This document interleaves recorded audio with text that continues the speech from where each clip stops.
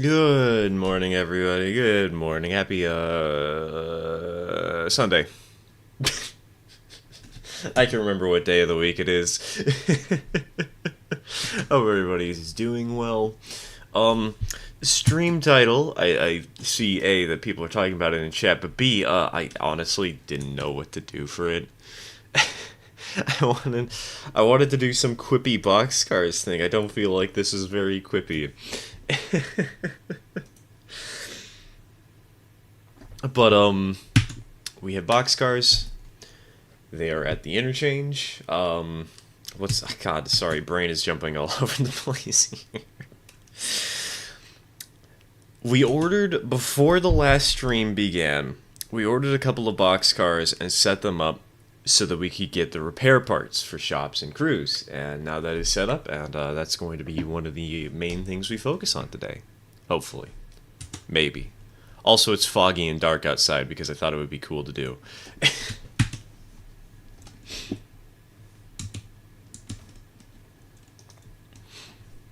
What other day would it be where we join stream?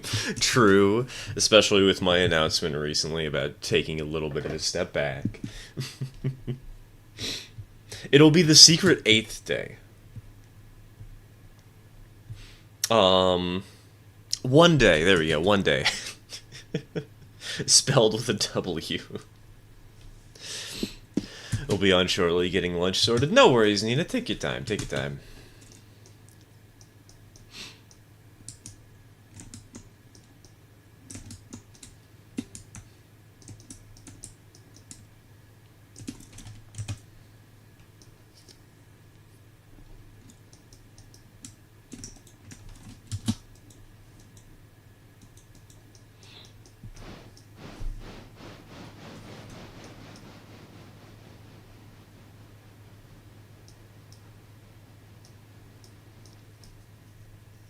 Just got done watching Heiss's latest 3/4 show episode about the caboose that got loose and led its owners on a wild goose chase. Why is that so alliterative? Or is it alliterative? I don't remember what alliterative means. Why is that? Why does that rhyme so much? Also, the mental image of a goose caboose is just a caboose that's painted up like a goose.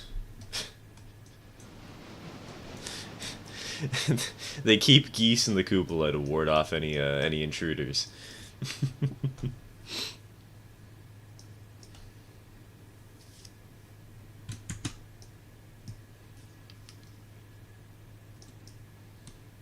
Good question. I'm pretty sure it is, but I just want to check if the server is free because I'm broke, but I'm working on some fan art and I can't think of any other way to get it to you. Yeah, no, server is free. There's just some paid channels in it, but like overall, the server is free. Yes. The stuff that isn't is hidden from people who are not members and whatnot.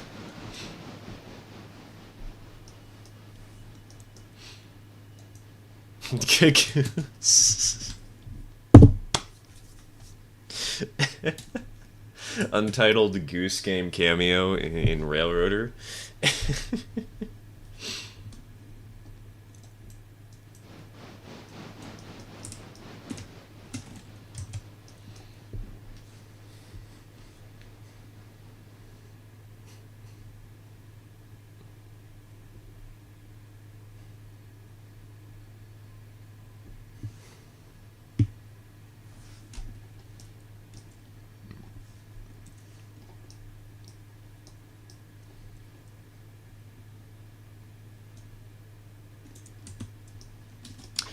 Pick your poison, Nina.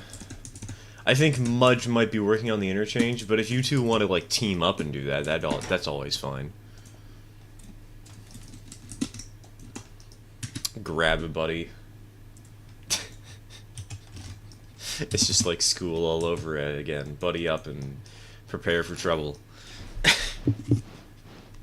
Remember that your friend is going to steal all the credit in the group project.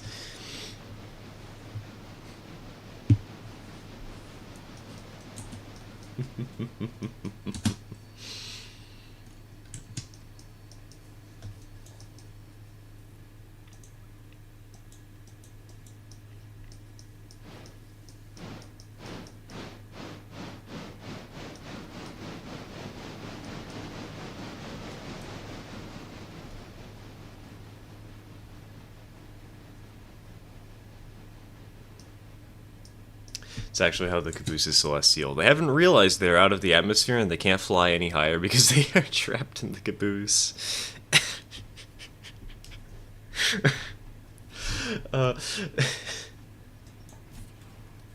the metal image of a caboose floating in space, just with Goose Prison very crudely spray painted on the side of it. And it's just filled to the brim with a bunch of geese. But the geese are still affected by gravity as if the caboose were on the surface of the Earth. But the caboose is just spinning and orbiting like Mars or something.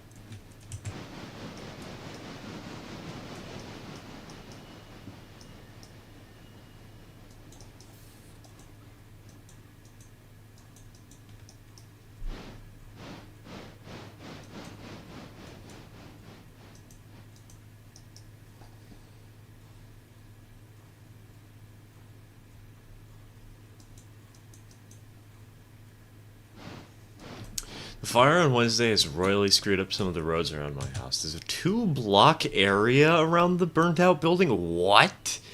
Completely fenced in, and all the traffic in and out is blocked. Jesus, how bad was the asbestos? What the heck? The fires from hell claim the concrete down your street?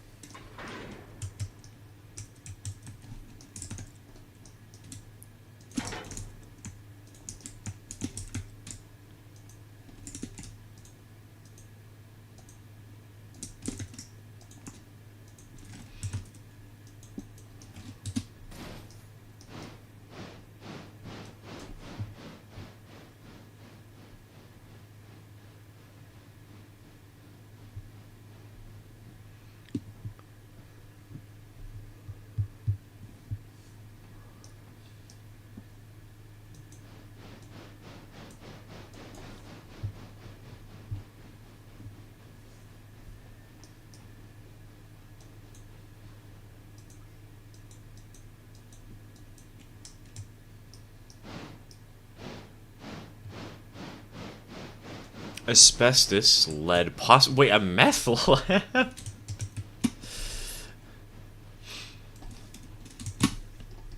I mean, you know, I could totally see that happening. Nobody wants to check the asbestos building for meth.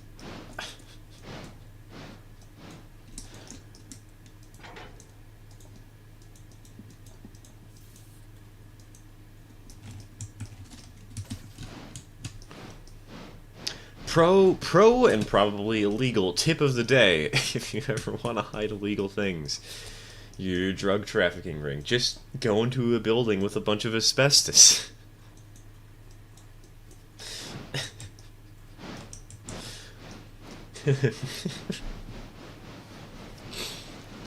Okay, now all I can think of is the postcard of, oh, I hope the lead I mine makes it into your paint. With just this really nice looking miner dude.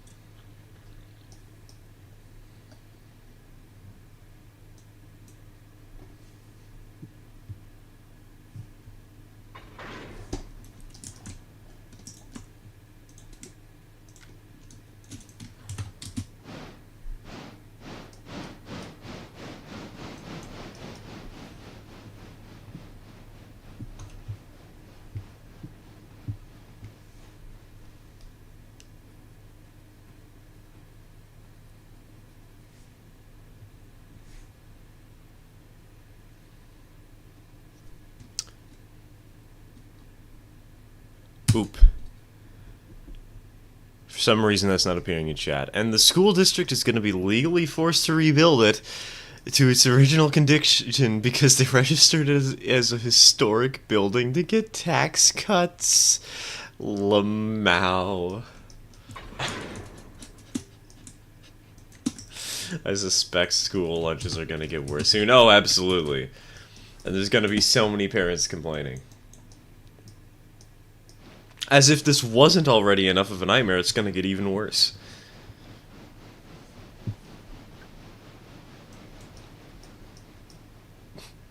What's next? It turns out there was a demon summoning circle in there. And Satan himself wants to come and help rebuild the place. Just so he can set it on fire again.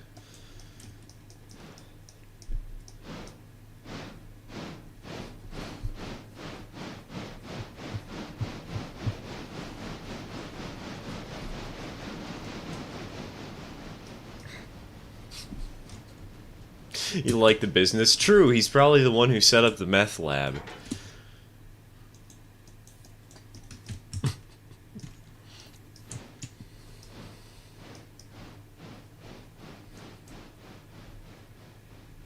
Recently got my 4th Locomotive rare to save a P18 numbered 4 named Driver as a replacement for number 3 is the Whittier Loco, so 3 can be the Silva Switcher. A P18 as a switching engine is an interesting decision, to say the least.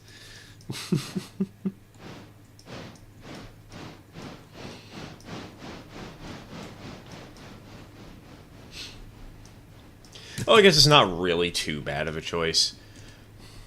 Most locomotives can do just fine in the Whittier area.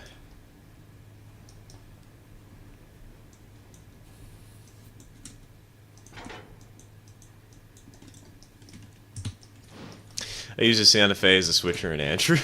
This is all I had. You know, entirely fair, entirely fair. It's what I probably would have used if we continued the Ara Loma all the way up there.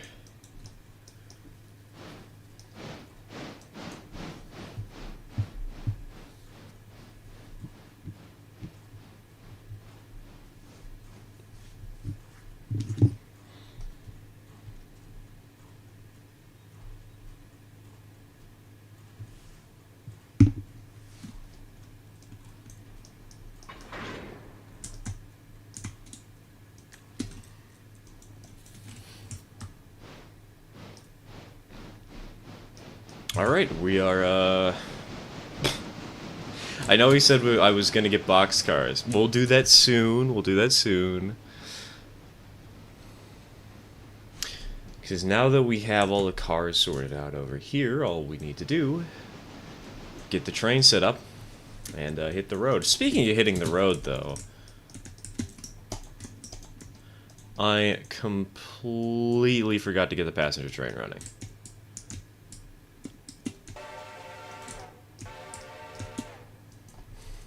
Off with you. OMG, it's a train. Choo-choo, Thomas. Thomas the Spank Engine. I still need to get the comical rubber hand.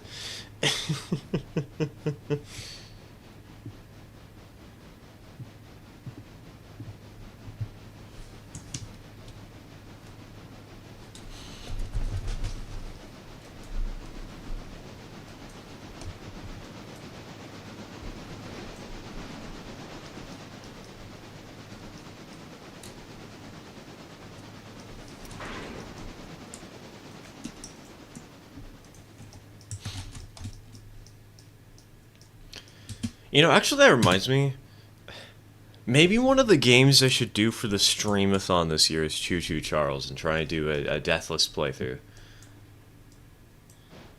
Because didn't I only die once when we played that last year? I do know that it's a little bit harder and that Charles's AI is tougher and I'd probably die way more often, but hey, that could be a fun little challenge. Apparently, the loco the P18 was based on was actually a logging loco. Yes, it was. It was Little River Logging 110, and it's actually preserved. I believe the engine was not really bought for logging, though. It was more so bought by the guy who owned the railroad just because he wanted a fun little train for himself. And so he got a fun little train for himself.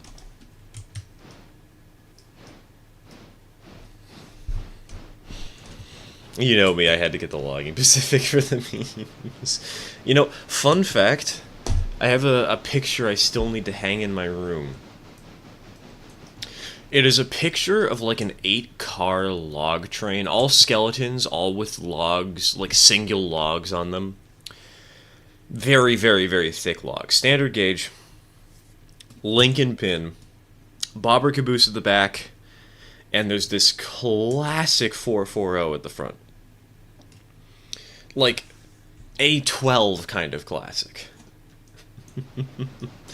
Okay, actually, probably a little older than the A12, but like, say, similar in appearance, you know?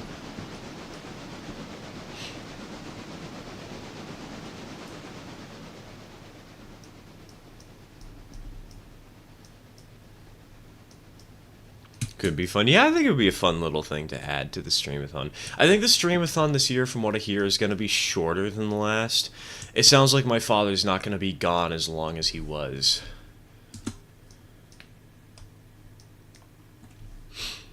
Because last year he was gone. When did he leave? He left for a little over a week. This time it sounds like he'll be gone for a little under a week.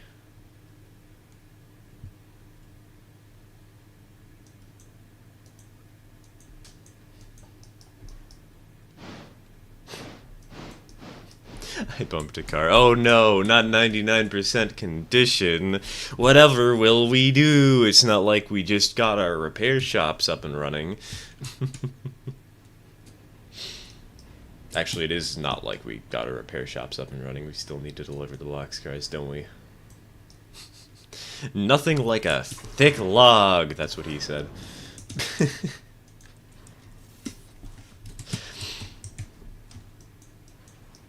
Me.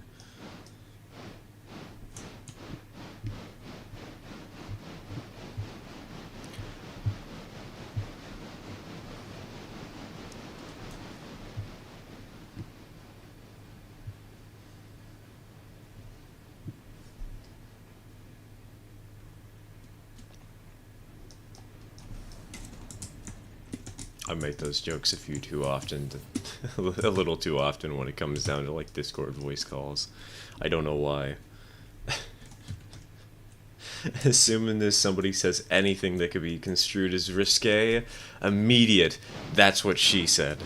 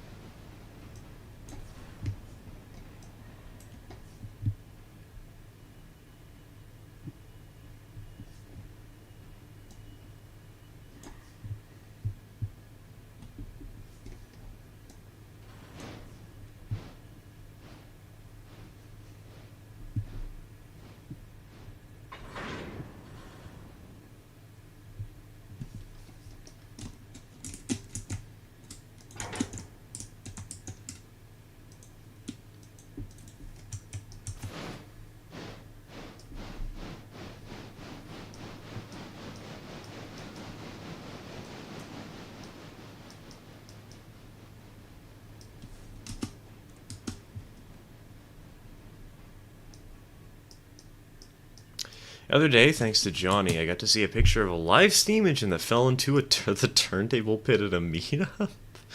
A pit that happened to be as deep as the engine was long. How tiny was this? Are we talking about a Betsy here? It's got to be a small little engine if it, if it was as deep as the turntable.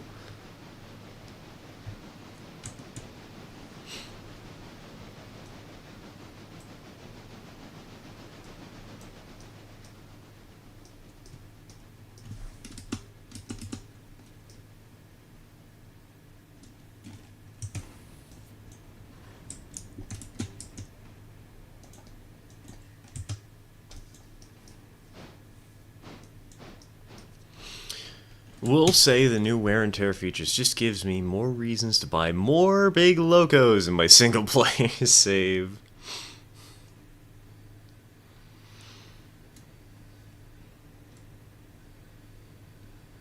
Honestly, you saying that makes me want to do that now. Replace every locomotive with a decapod. Every single one. I don't play with enough big engines. I know I like little locomotives. I know I like myself giving myself a little challenge when trying to climb these hills and whatnot, but sometimes it's fun to just say screw it, overkill, and just go balls deep.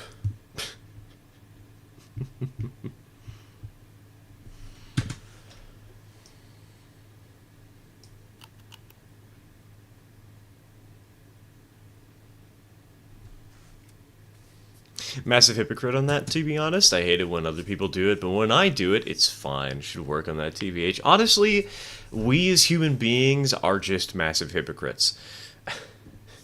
We are filled with inconsistencies just as much as we are filled with water.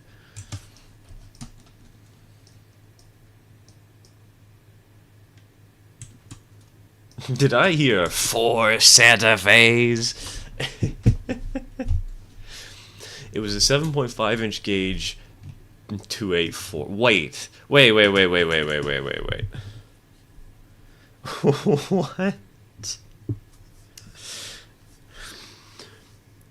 How is a 7.5-inch gauge Berkshire long enough that the entire the turntable pit is as deep as it?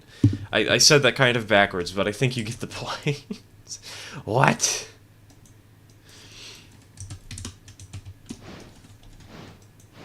Honestly, that's an impressive accomplishment.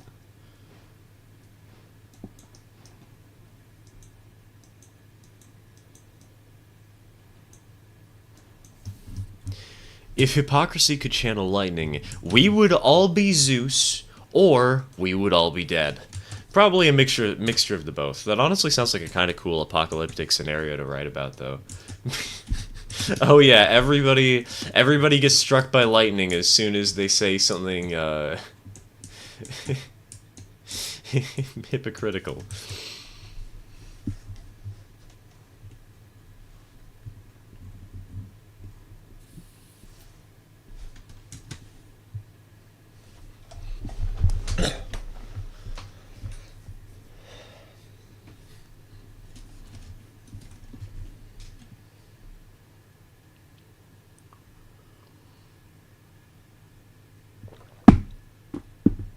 Tracks were raised up since it was an area where the owners could work on their engines, and the engine's only 4-ish feet long. Yeah, but why would you have the turntable be raised? I don't know, that just feels a little weird to me. Why not have the turntable pit be a little higher up overall?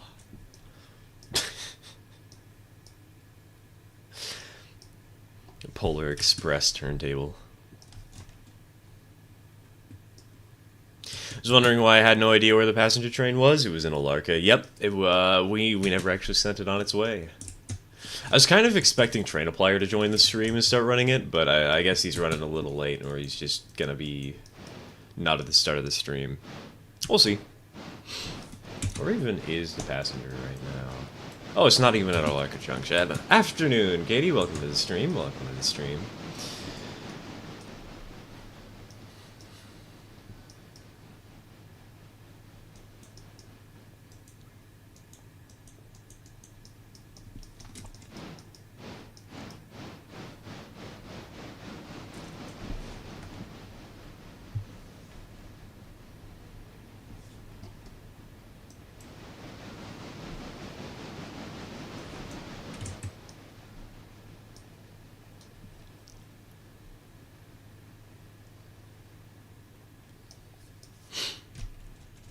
Hello, Max. Welcome to the stream. Welcome to the stream. Because the people still had to be roughly eye level with their engines while turning them around. But, like, you'd be able to access both sides of the work tracks. Why, right? Why would you need to turn around your engine? Hey, we got a lot of people joining right now. Hello, Orson. Welcome to the stream. Welcome to the stream.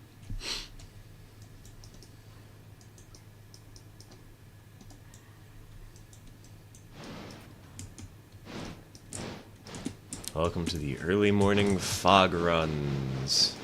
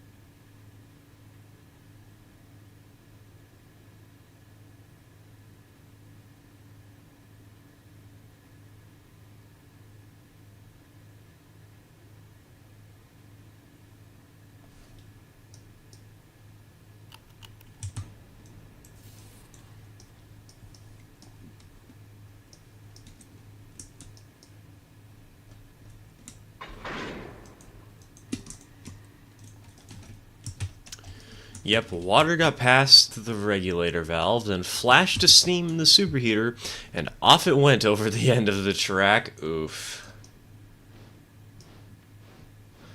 I was expecting something more like a runaway goose chase.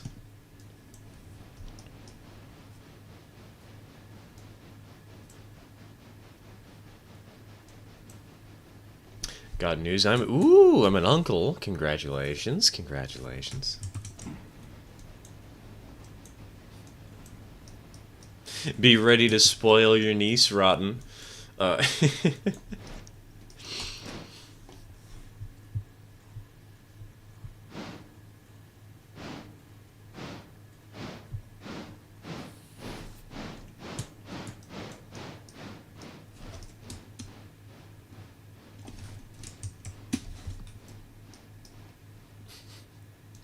You now have someone you get to teach things their parents don't want them to know one day.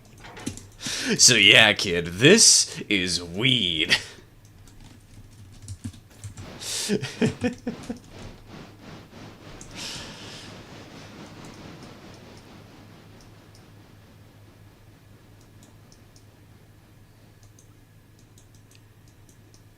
Glad I've been able to get Raritor working on my laptop because I've been able to play it a lot more. It's not great at it. I can't get over like 20 FPS, so you just have to play with until your eyes adjust to the lower frame rate. I know that mood all too well. I had to deal with the same thing back when I played Rares Online. Or I guess I shouldn't say back when I played Rares Online. Back when I first started playing Rares Online. My computer was too weak, and even at the lowest graphic settings, I could only get like 15 to 20 frames per second.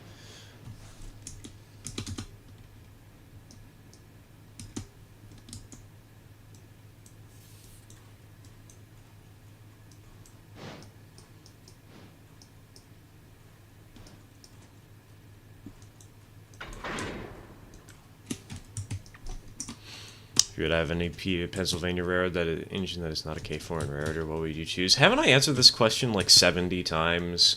And each time I've said I don't really know Pennsylvania engines enough to answer that question. I feel like I've been asked this in a couple of streams before now. A couple of streams in a row, even.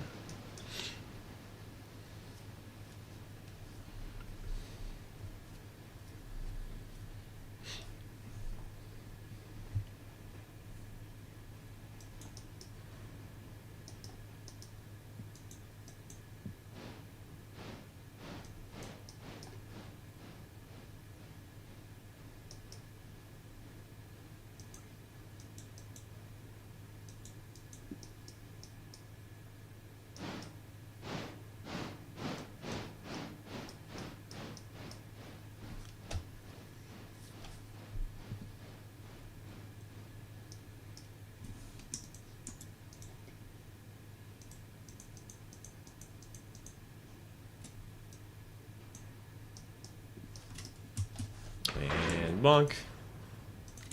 Link him up. Release the handbrake.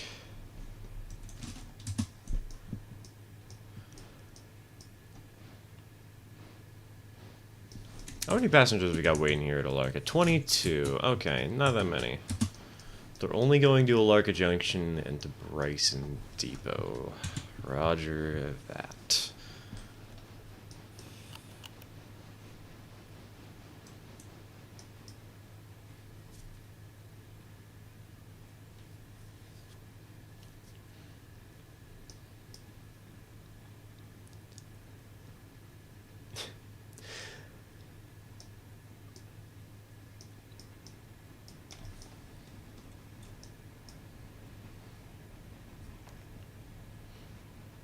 The one downside of having left the train overnight in Alarka is we don't have conflicting movements with the passenger trains.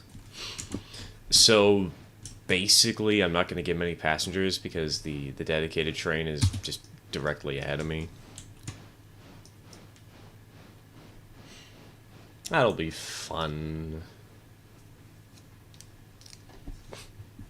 Use 5 pounds. A little football.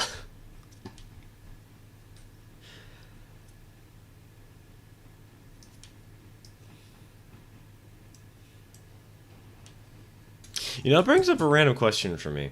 What is the average weight of a baby? This is for science. It's not for anything weird. I'm just curious.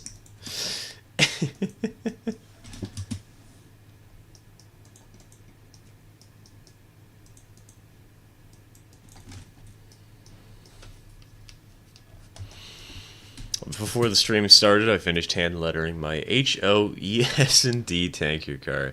Decided to make something myself since the ES&D boxcars are always sold out. Wait, does Heist actually sell ES&D boxcars? That's actually some really clever channel merch.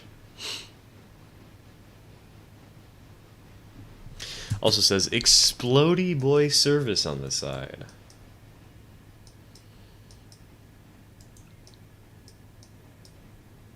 Derail Valley moment.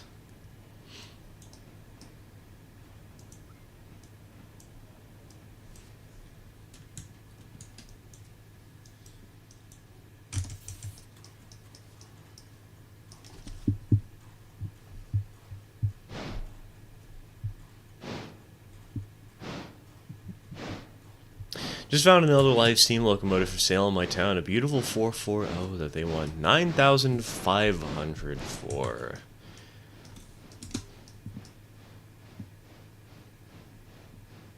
You could also buy a car for that kind of money. Or, better yet, buy the live steam locomotive and give it a steering wheel so that its pilot truck can turn corners. And drive that around town instead.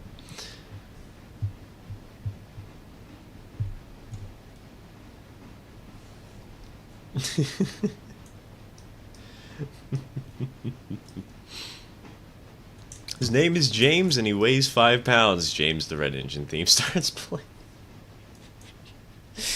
That's right, and just like James from Thomas the Tank Engine, he can pull trains down a 50-mile-long railroad. Can he pull them well? Absolutely not. But he can pull them. Have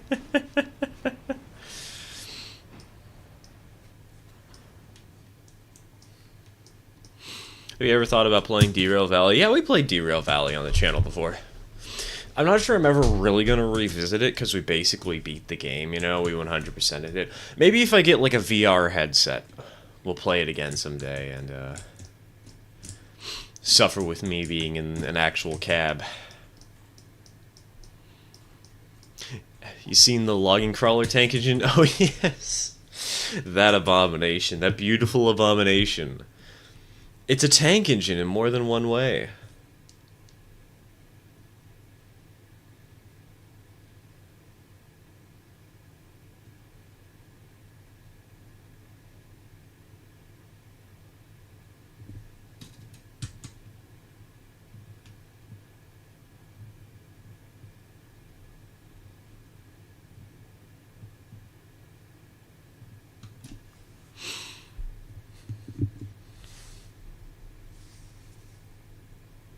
It's my first time hand lettering something. Thing is, I'm so bad at putting decals on without breaking them, it looked almost better than decals.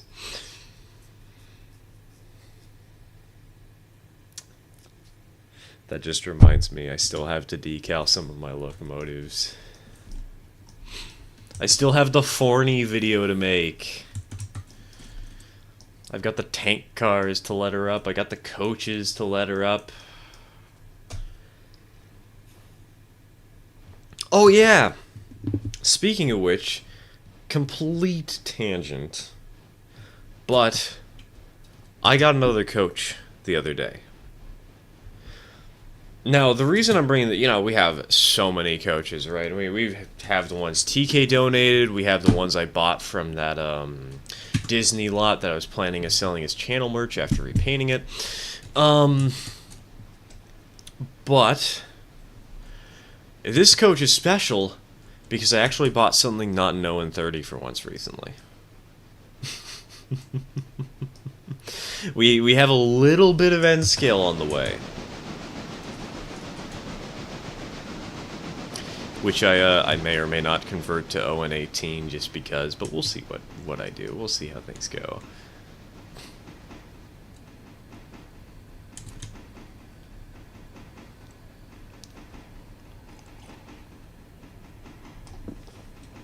Streamathon idea: start a sandbox Derail Valley playthrough and see how much debt per hour you can achieve.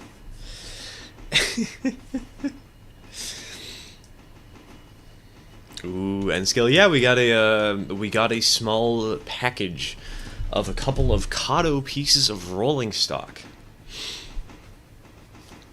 Most of them were locomotives. Got 2 diesels and a steam engine. Probably all DC. We haven't actually checked, of course, but like, why would they not be DC? You know.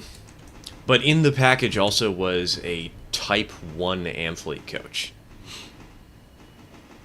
Which is super convenient for me, because, well, okay, it's kind of inconvenient because we have like a fleet of Type 2 Amfleets, not Type 1s.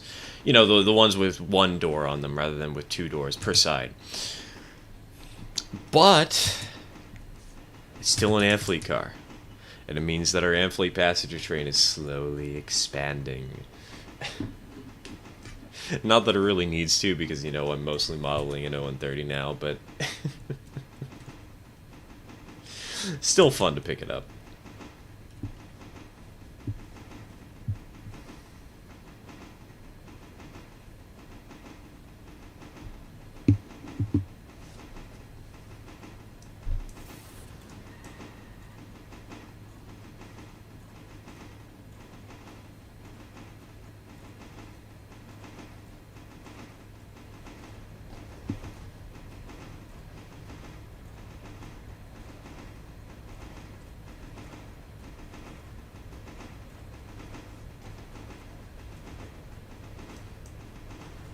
Sometime within the next month, you'll be getting so much N-scale stuff, your collection will quintuple in size.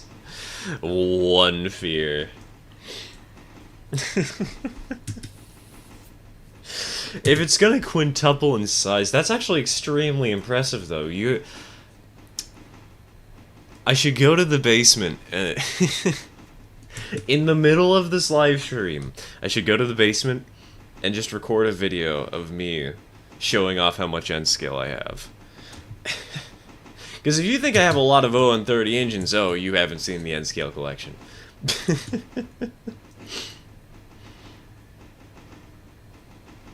Hello, T14. Welcome to the stream. Welcome to the stream. Active Railroader, I made the huge mistake of getting an Atlantic for my freight engine. Atlantic's not that bad. I generally think the G25 is better. Though. But I guess it depends on what route you're running. And what tier contracts you have.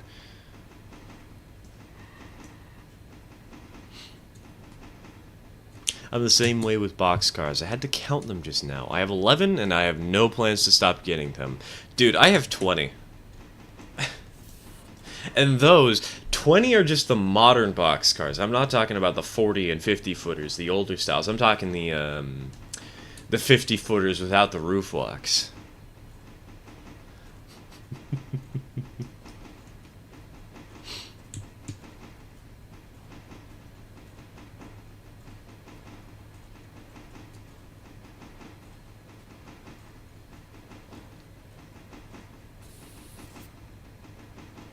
But we just remembered, I finally did it. I have done it. I have a Larka Junction. Hey, a Larka Junction in Y. That's a big milestone for a small railroad.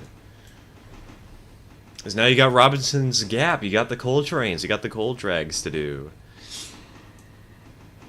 Do you have enough fence scale to fill at least 1,000 square feet? Cubic feet, sorry. Probably. You just have to stretch it out very, very thin.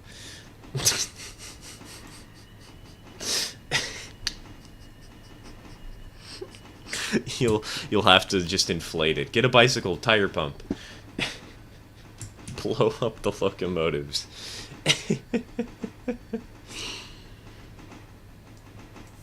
Hello, Poetic Prophets. Welcome to the stream. Welcome to the stream.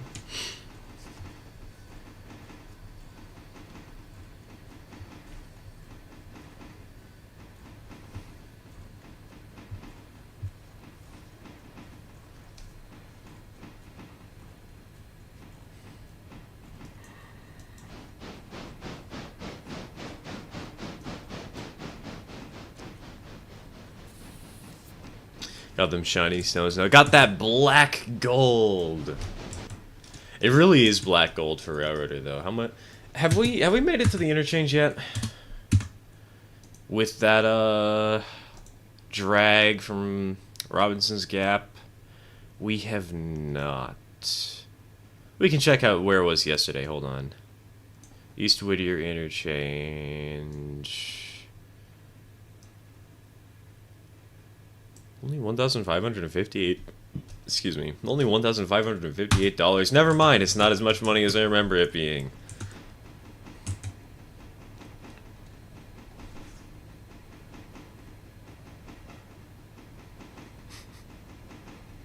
I get that you can have a lot more than that, and people do, but I've only been doing model train things since summer last year. Well, 13 is still a pretty good fleet size, especially for a moderate to small railroad. Like, if you're going to be working with, say, a 2x4 foot model railroad, 13 cars is probably more than you're ever going to put on the railroad at any given time. Assuming this is N scale, of course.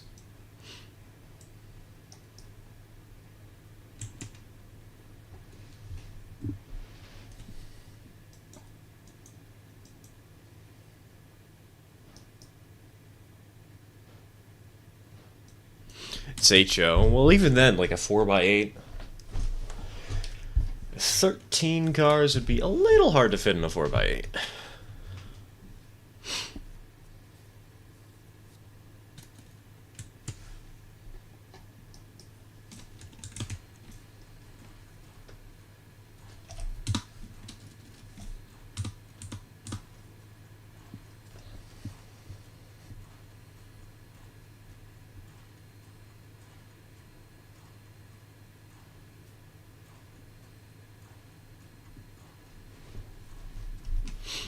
From Silva to Alarka Junction. Yeah. I can see why an Atlantic might not be the best decision from Silva to Alarka Junction. It can handle the route, but you'd need smaller cuts. And you probably want something more like a D46, C46, P43, maybe even just a K35.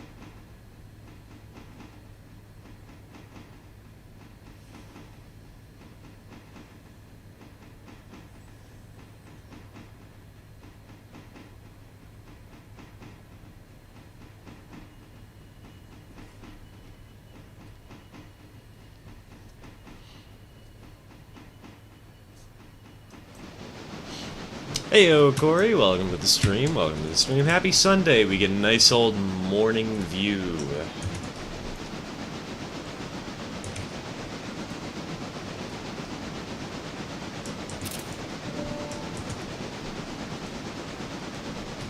It's a pretty little shot right there. So are we out of the 25-mile-an-hour zone? Yep, basically. Perfect. The conversation is reminding me of the fact that I have a box of 100 plus cars I sold recently that a friend needs to come pick up. It's also reminding me that I still haven't set up the P.O. box. I'm a coward.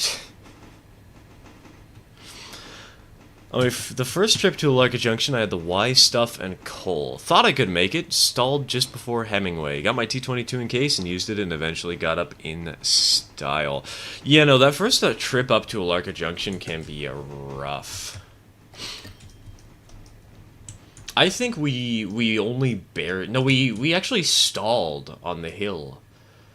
We were using either this or a T-22. What's save? No, wait, no, sorry, wait. That was on another save. That was on the Western Highland Coal Company. We had a G25 and an A23. And we had to use both of them to bring the freight up the hill to get to Alarka Junction.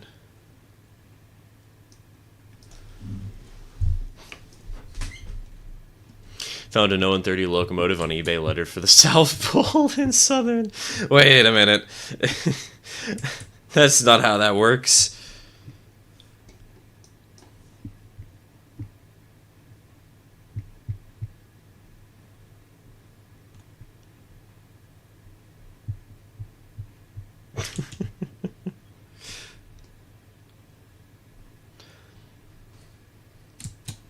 Wait. I bid on that locomotive. I'm currently winning the bid. How the heck did I not notice that before now? I don't think I'm gonna win the bid, but... How on earth did I fail to realize that it said South Pole and Southern?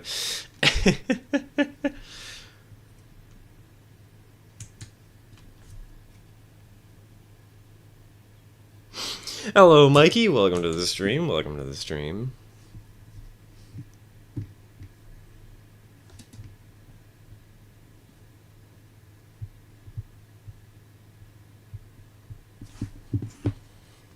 You know, during World War I, a broad-gauge lane Class 57 mogul went to France and helped pull trains on the front line.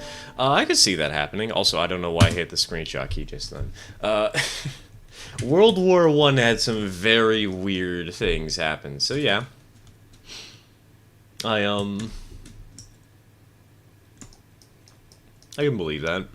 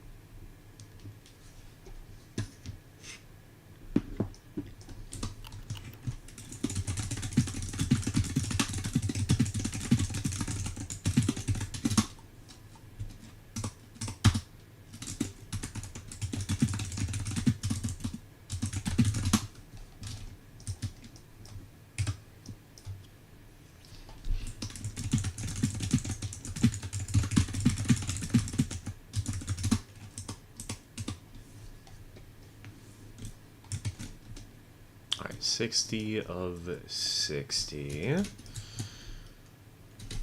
How many people are going to Ela? Only 5. Yeah, we can kill those 5 people to get a couple more going to Whittier.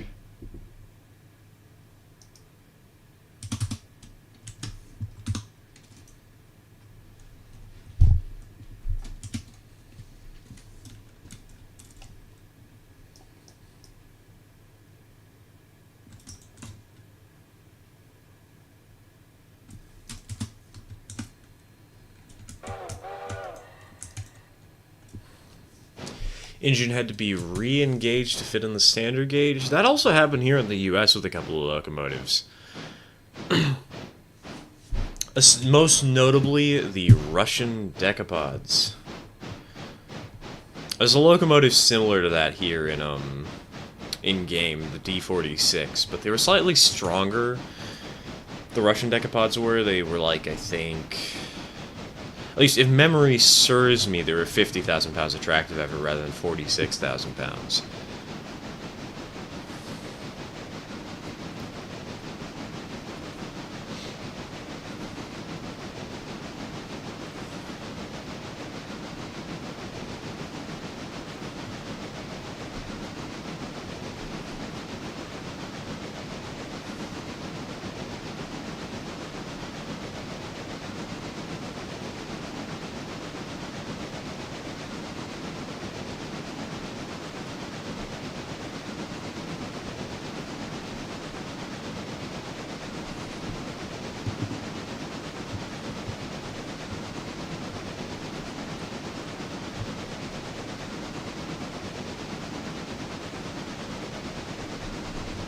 Better than using a gauge converter wagon. Ah, yes, a beautiful brewery.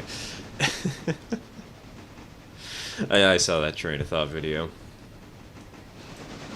It's actually a really clever way to solve the problem, though, of needing actual big standard, or I guess broad gauge engines. Standard for that country.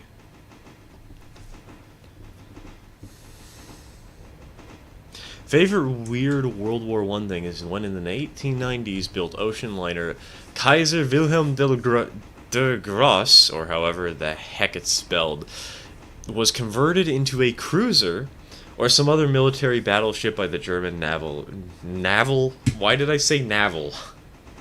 Navy. It actually did not completely awful somehow. Hey, nice. Hey, Ginger, it's going alright, it's going alright. We're currently just heading straight into a forest fire right now.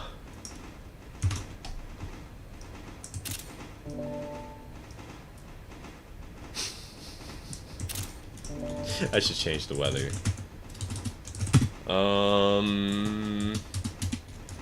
Let's see. Let's go for cloudy 2. There we go. That's better. That feels like a regular old morning. The fog was nice when it was kind of dark out, but now that it's like actual daylight hours, nah, it's good to have a little bit of a not fog.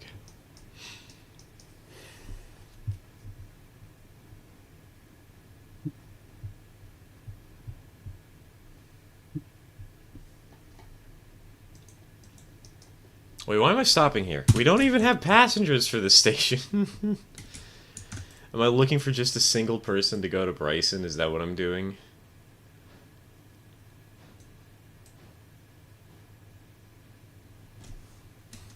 My favorite World War I fact is that the Germans converted one of their own ocean liners into an exact replica of a British ship. And the first thing it encountered was the real ship it replicated. Well, this is awkward.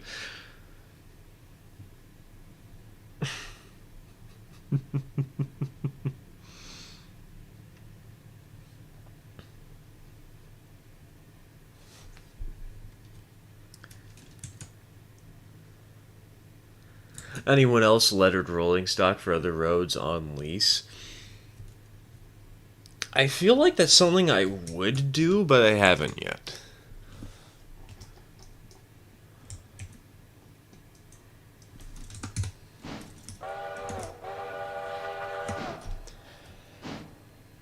You know, maybe that's something I should do for the Willamette and Port Carony whenever I want to run Snickerdoodle. Even though Snickerdoodle is a terrible little locomotive power-wise. Like, the moguls have 14,000 pounds of tractive effort. Snickerdoodle has 6. Hey, it could be a good excuse, though, if I wanted to run like a 2-car freight train.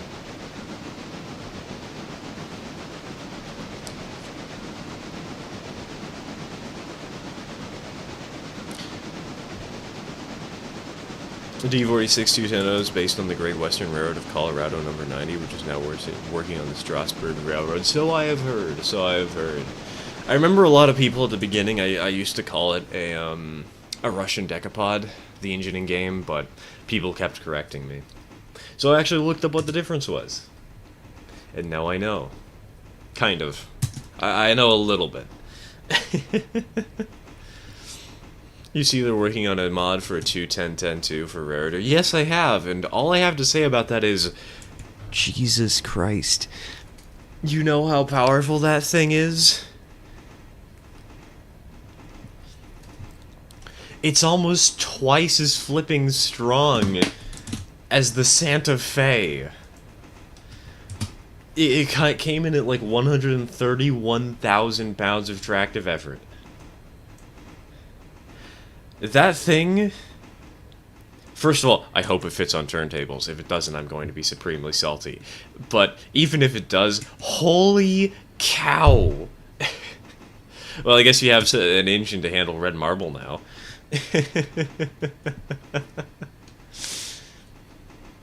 All the coal terrain. Not just all the coal terrain, you'll be able to haul everything to Bryson with a single locomotive. You don't even need multiple engines. That's a mod I don't need. I'll probably get it, but I probably will only get like 1 or 2 of those locomotives on a very, very big save. To try and consolidate motive power.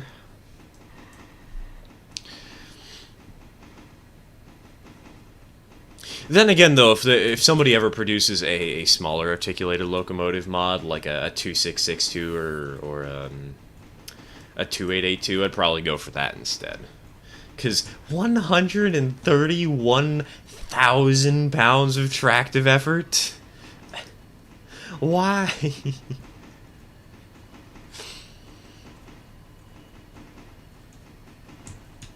So I was thinking just use it as only a pusher up red marble. Yeah, it would be an excellent pusher locomotive. What would be hilarious is if somebody actually went and did the, it made the 28882, made one of the Erie triplexes. Boxing Day, is it? That's right, it is Boxing Day. I am going to punch somebody in the nuts in a boxing ring. Not because I want to box them, just because I want to punch them in the nuts, and I want an excuse to do so.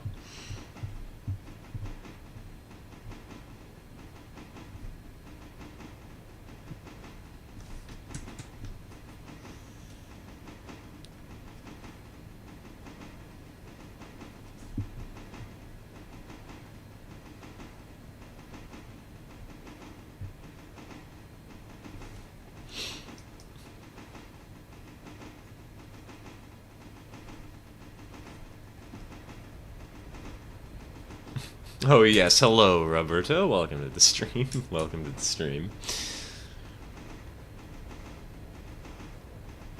The A had 147,000 pounds of tractive effort. Is the A the 210.10.2? Because if it, oh god, wait, that's worse. That's just straight up 2 Santa Fe's.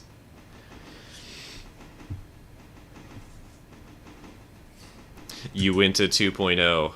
Step aside.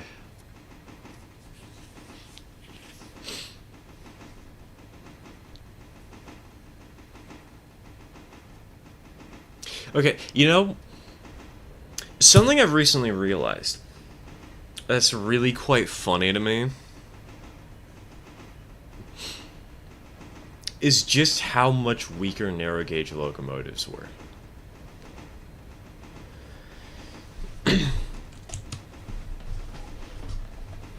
Like,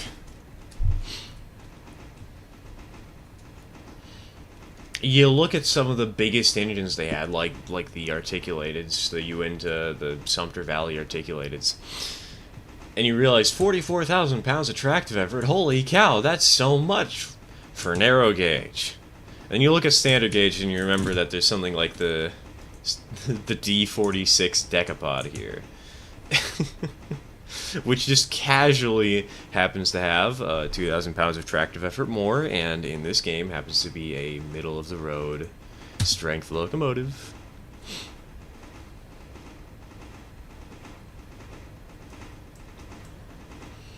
And I'm out here looking at the moguls that I have with 14,000 pounds of tractive effort. I'm like, oh, those are so... they're so strong. Remember the DNRGW L101? That was just a proposed engine. It never actually existed. I know there were stronger locomotives on the narrow gauge, but generally speaking, just because they're stronger does not mean that the engine is of quote-unquote average high-end strength.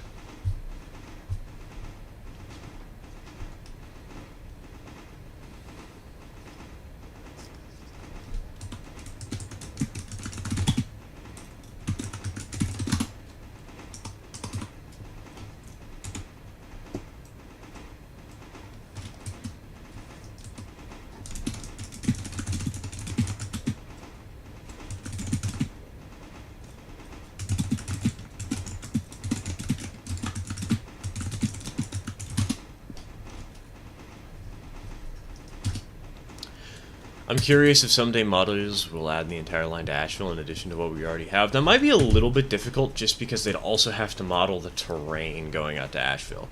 Because the game only models the terrain actually close to the track, you know?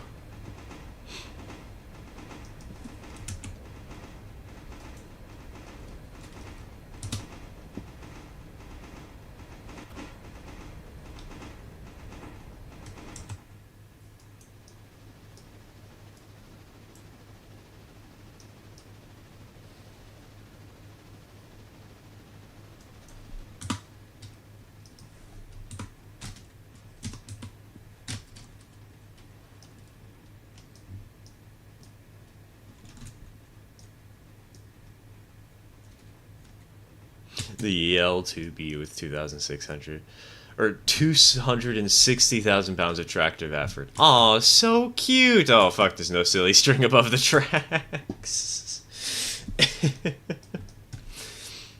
We love electric locomotives. I'm definitely getting the AE though. Like I was looking at Bryson Gallery earlier this weekend, and I think it was one of the West North Carolina Railroad. At least I assume that's West North Carolina Railroad guys posting an image of 2 Jeeps, 2 F-71s, and 3 Berkshires pulling/pushing a 3,800 ton train up the east side of Red Marble. Oh yeah, no. However much overkill those locomotives are, they absolutely have a place.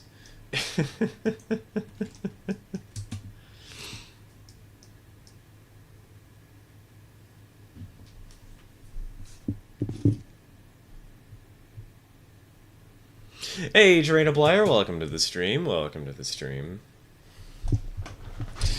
Recently got Discord. If you link your Discord account to your YouTube account, you can get some access to a couple of secret hidden channels on our community Discord server. It's how we usually communicate for these operating sessions. So when you have some time, I'd recommend doing that. It shouldn't be too hard. It's just under Discord account settings, and there's like something that says, hey, yeah, I want to link my YouTube here or whatever, but...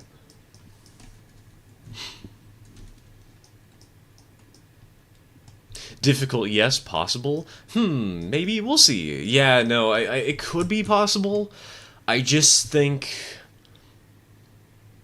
a lot of people are going to be turned off from doing it because there's nothing like the nice thing about, say, adding the West Bryson Industries, you know, is that there's already terrain over here that you can work with to start. And while yeah, you're going to have to modify it pretty heavily to get the industries in place, obviously, there's at least a base for you to get some inspiration and get the ball rolling.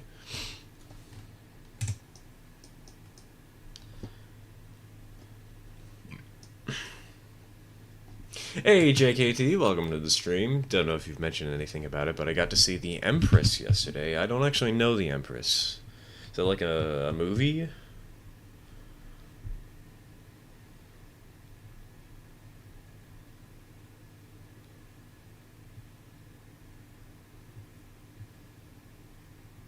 Oh, this looks like something my mother would love.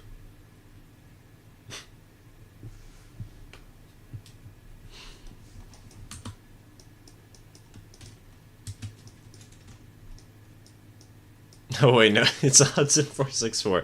Never mind.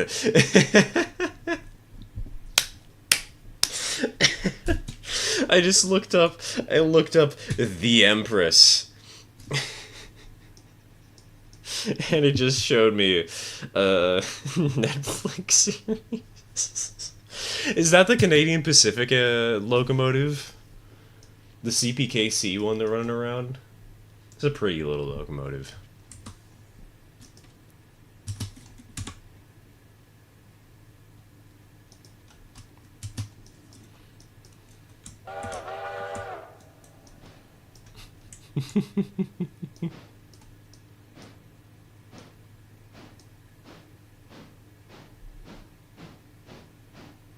I don't know if they run every industry at tier 5, but not only do I plan to get any extra industry mods for Andrews.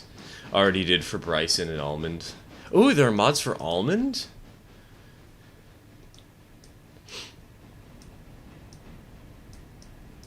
I think I know what I'm gonna need to pick up.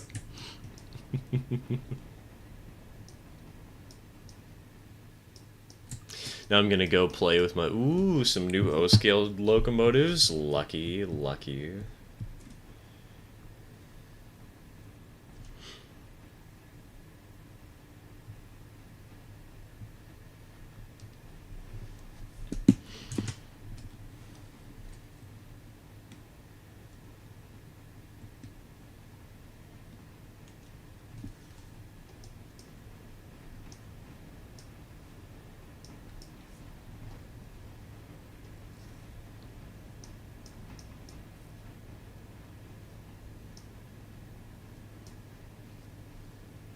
CPKC Hudson. Thingamabob.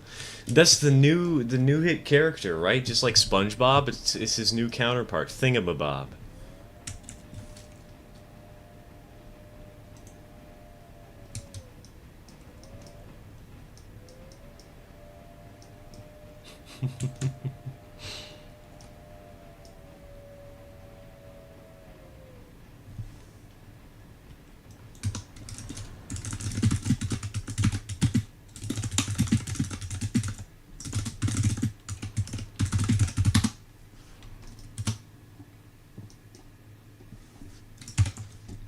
Oh, this is going to be a good screenshot opportunity.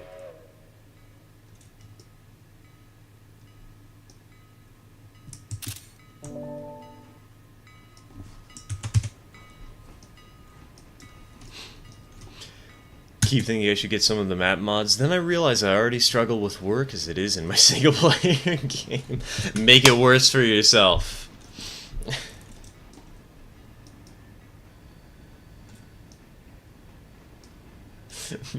Make it so you have to run, let's see.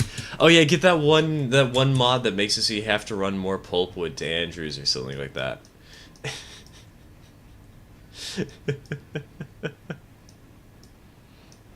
I will hire someone to make a mod for Urder that replaces the red marble grade with standard gauge moral castle alignment. I don't know the moral it's not moral. Moro castle alignment.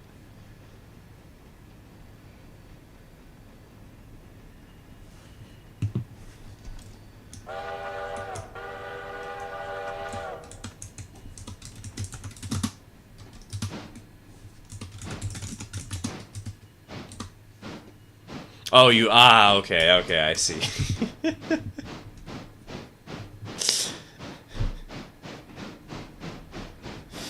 7.5 uphill, 66-degree curve.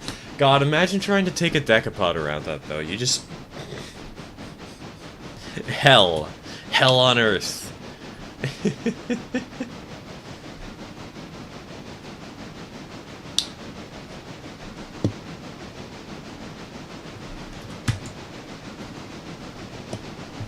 There's an industry mod for Almond, works on the same principle as West Bryson Industries, but only adds 2 Wayside Industries. Couldn't try them out yet today. I already usually can't handle 8 trains simultaneously. You and me both, buddy. Welcome to the club.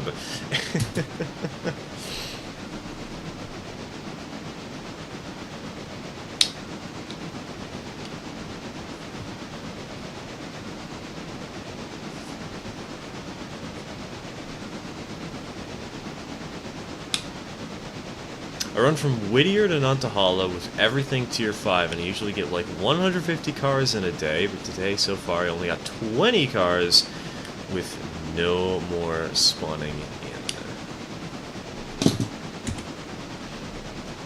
I don't know what the Nantahala industry's like, but only 20?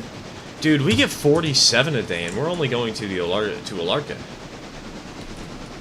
I've got everything except for Alarka at tier 5. We've got all Alarka itself is at tier 3 still. Hold on. Speaking of which. Speaking of Alarka. Okay, we can only upgrade to tier 4. We'll have to wait a few more days. I had to start over because I had too many trains going. That is so much of a mood. Like, it's really fun to have the whole line unlocked for a while, but eventually it just becomes a chore, you know? It's why on this save we only have Whittier to Alarka unlocked. Because it's like the perfect size of a route, but either for single player, when you just have one person who's cleaning up after the streams are done, or when you have these multiplayer sessions, you have a high density of trains, you know? And so everybody's meeting, and it's a lot more interesting when you have to schedule meets at Government Island, at Bryson, at Hila, all that jazz.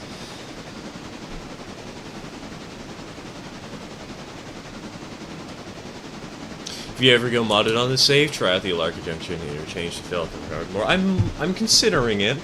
I'm considering it.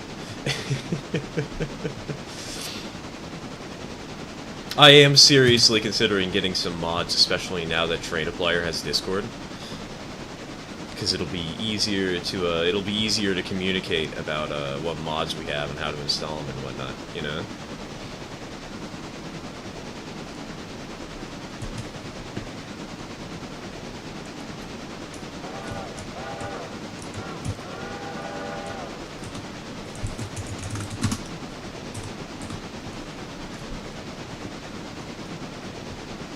Don't. Alarka Junction interchange is like half the capacity of Whittier. Yeah, but the thing is, we're never realistically going to use the Alarka Junction yard because, like, or what's the point of it, you know? But also, it adds more intrigue. Because then, in order to sort everything out, you have to grab cars from Whittier and from Alarka Junction, bring them to Bryson, sort them out there, and then send trains from there instead of from the interchanges, and that can severely change how you actually play your save and how you run your trains, and I think that could be a lot of fun. What are you planning on doing with the South Pole and Southern engine if you win it? Keeping it a secret all the way until Christmas comes around. If anything, not too much. I was just gonna add like a new smokestack, a bigger coal bunker, and a snowplow.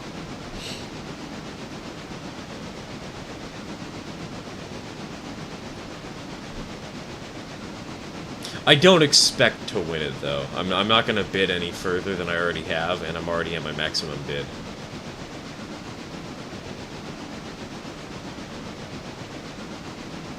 And so, hey, if anybody watching this stream wants a North Pole and Southern locomotive, please, by all means, outbid me.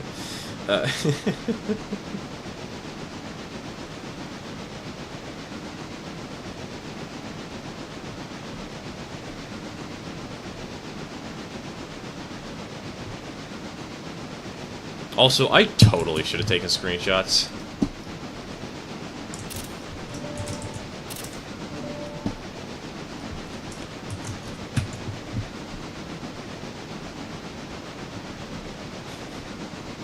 Prepare for trouble and make it double! Meowth, that's my arm!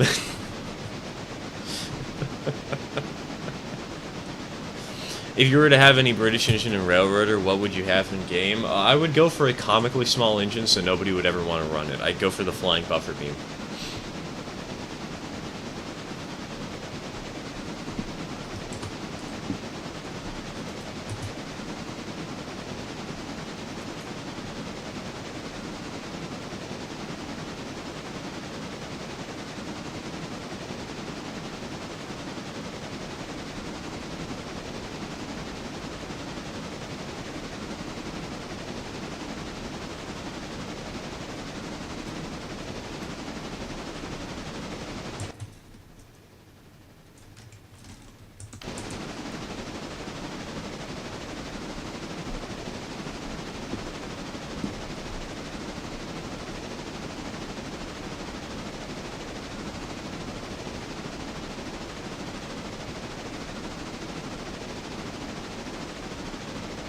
Waiting for someone to full crack the method to add new trains to the game and for it to become Thomas the Tank Engine.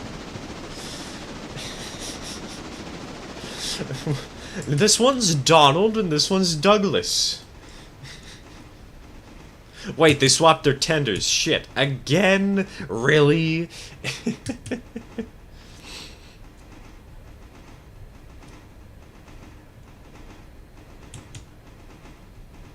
Recently we did a scrap mechanic project of mine regarding BLW 1228 and a quarter E1 282s and made it customizable as all hell. Option for a plow, a headlight, a tender tank, a dynamo, air tanks. That's nice.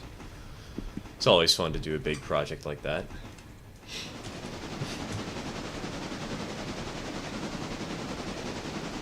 Always fun to have options.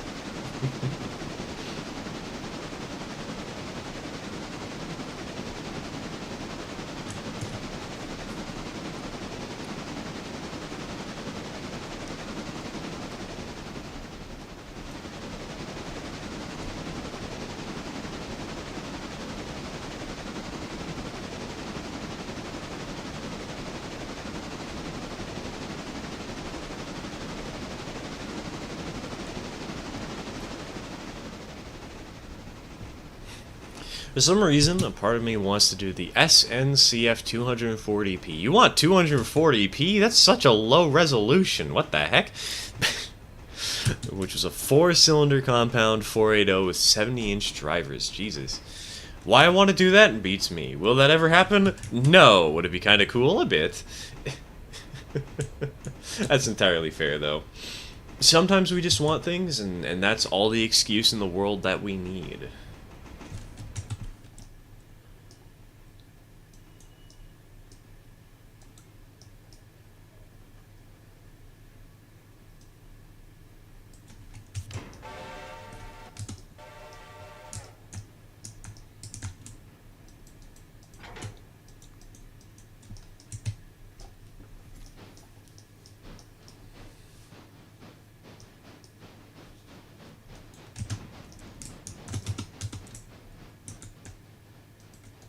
Okay, so it's house track, then farm supply. Okay, okay.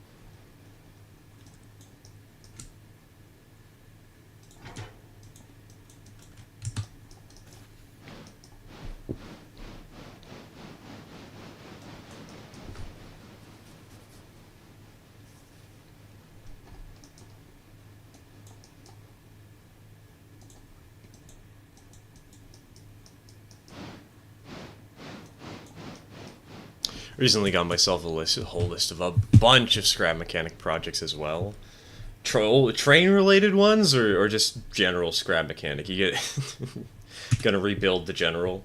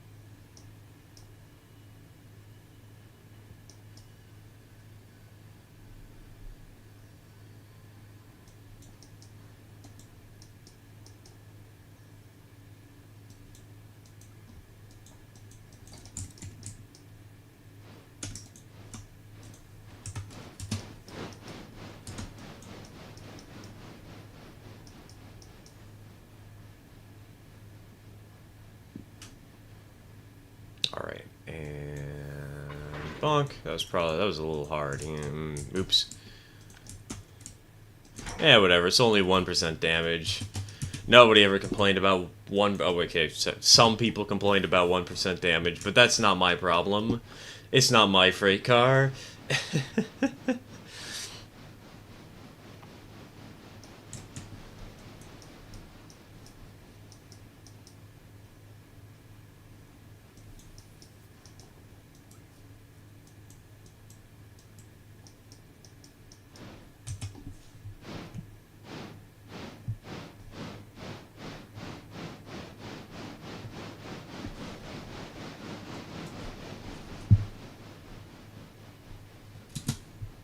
Sent the screenshots. Ooh, that's pretty.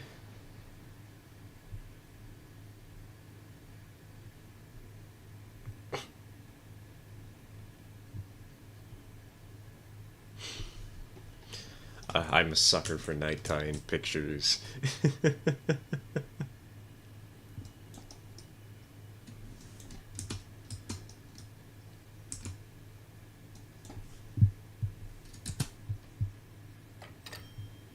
Those are some pretty good looking engines for Scrap Mechanic, though.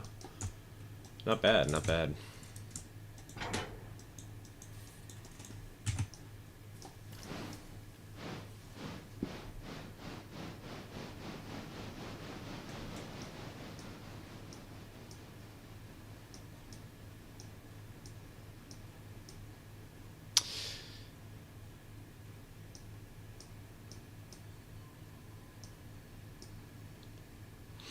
French way of classifying stuff was extremely simple. The SNCF 240P was a 480.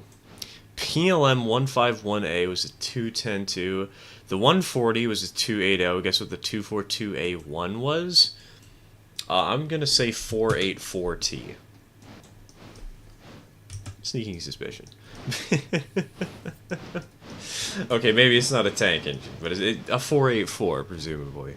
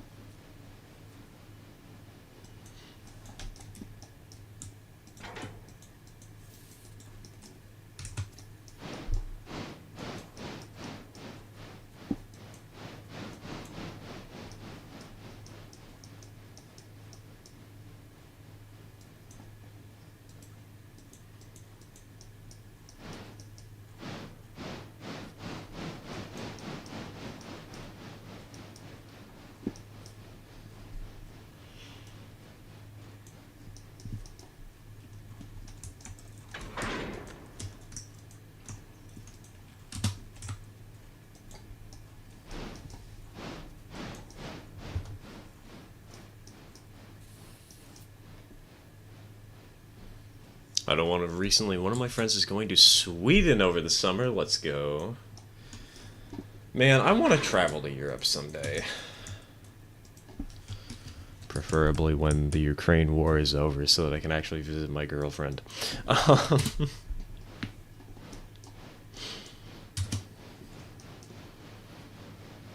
Might get to see the really funky steam turbine they built over there. I don't know. Hold on. To Google I go.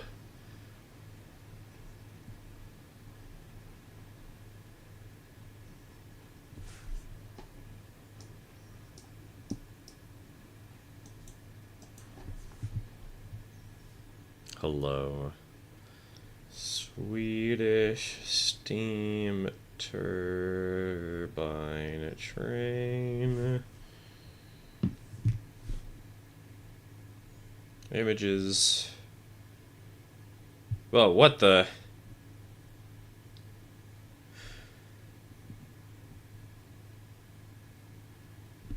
That certainly is a locomotive.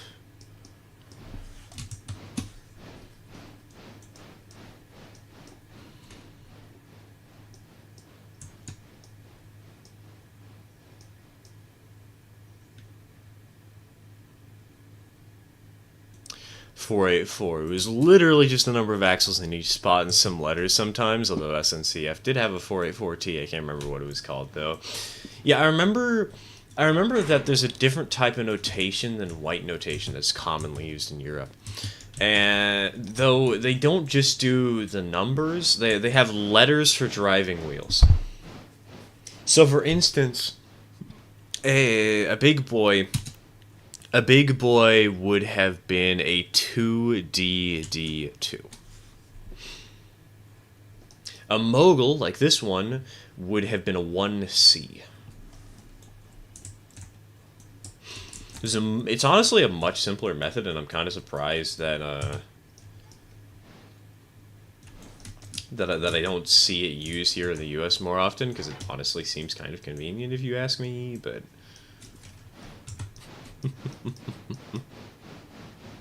Hey, Wes, welcome to the stream, Not much is happening, though I am going to take a small break in a second here, because I kind of need to use the restroom.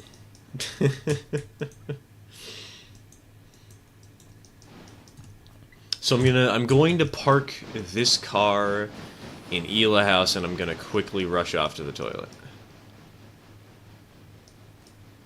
If you can't tell, I have a soft spot for the more normal locos the French made. I specify normal because they made a 02620 with the 6 unpowered. So you're telling me they made an A3A? What the heck? Why?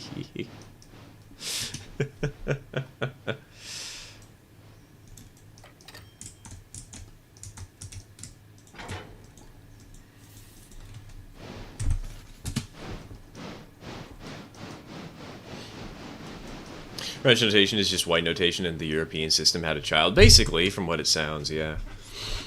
Should have specified it's the M3T steam turbine. Yeah, I should,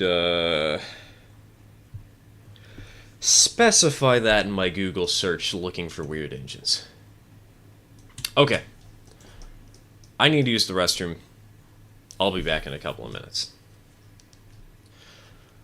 I'm gonna hit y'all with an ad break. Because I've never... I just realized that what I was saying was muted because I muted myself too early. I'm gonna hit y'all with an ad break while I'm out, so... See y'all in probably like 5-ish minutes. I'll be quick.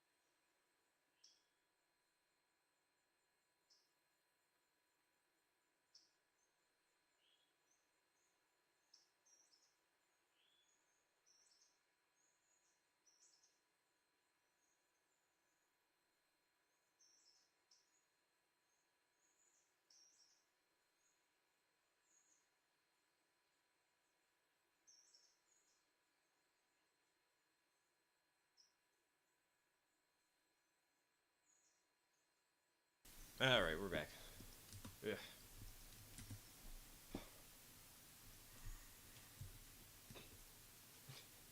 Hi. There were some very loud noises because I might have knocked over some stuff while in the bathroom. Very glad I had the foresight to mute myself.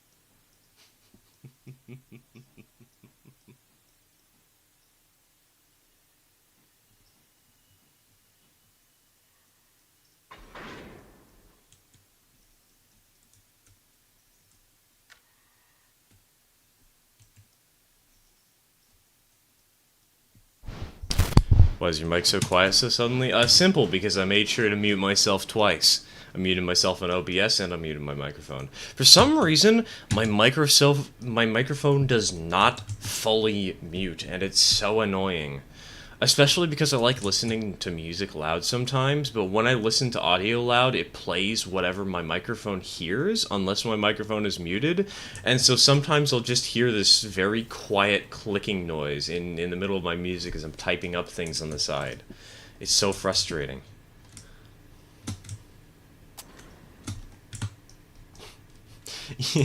maybe I should do an entire stream where I just get a new mic, except it's not a new mic. I just take the old one and make it worse.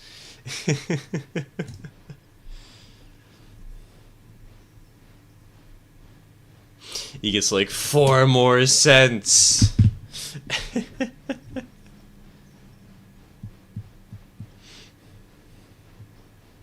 I got every penny counts, man. Every penny counts.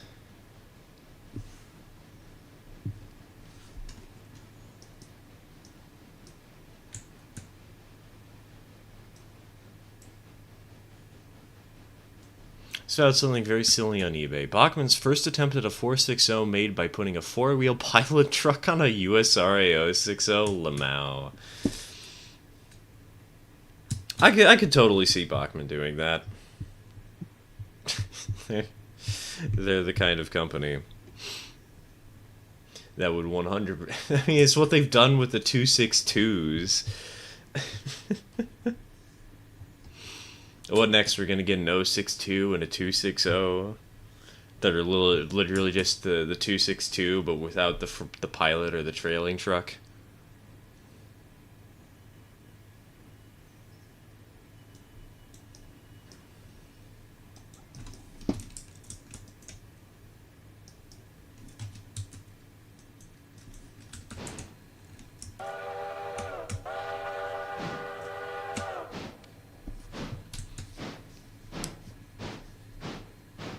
And a 6-axle tender for some reason. They gave it the Vanderbilt tender that went behind their Union Pacific 484. Either that means that the UP-10 Vanderbilt is extremely tiny, or the USRA one is now extremely large. You know, I did recently see the Vanderbilt tenders they put on some of their 060s, their HO 060s, in the Bachmann parts store. I wonder if it's possible to use one of those tiny tenders on one of their bigger 484s. That would be so stupid, but so much fun.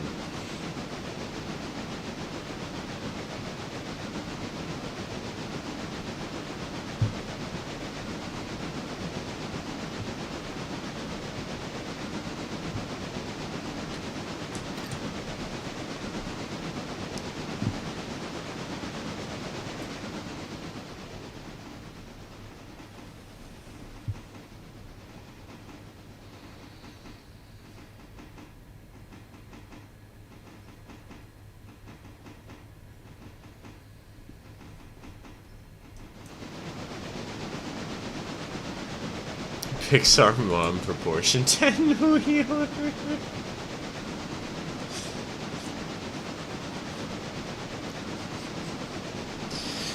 Flat front, big behind.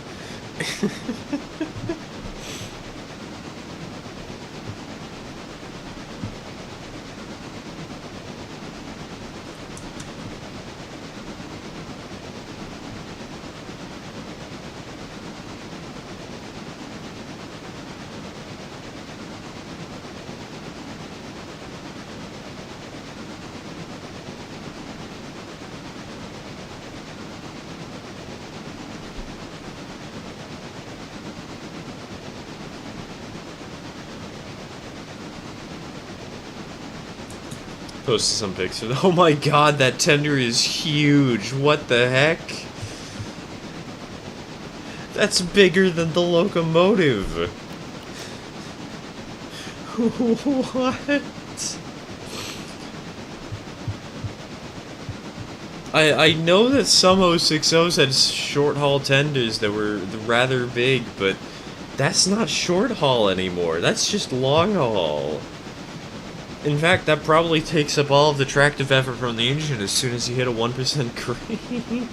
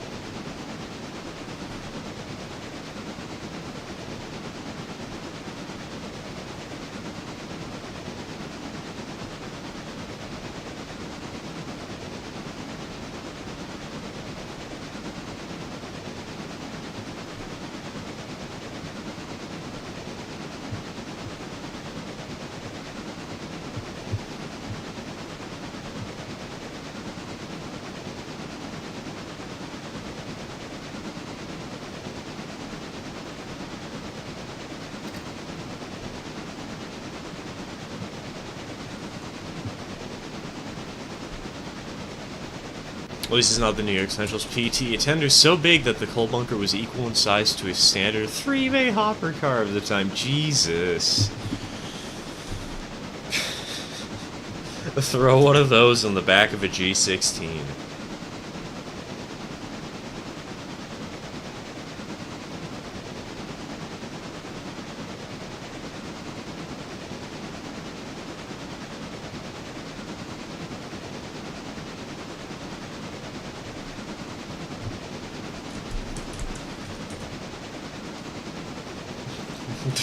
Haha, funny number. Oh, 420, 420, I didn't realize. I see. That took me a minute.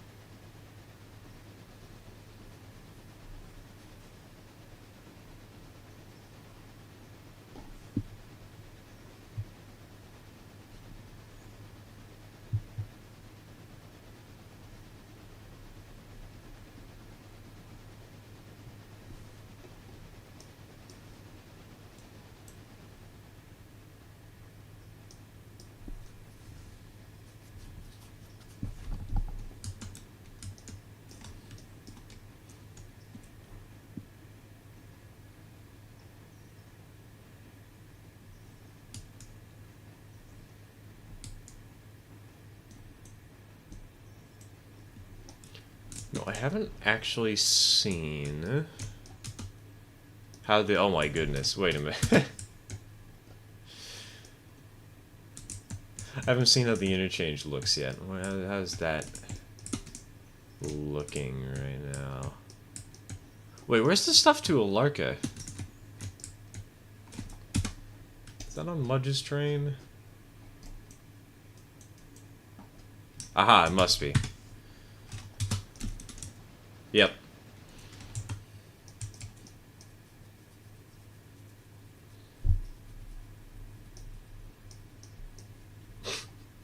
Actually, wait a minute. Wait, that means the T-22 made it from Whittier to Bryson, without stalling, with all the stuff for Larka and all the stuff for Bryson.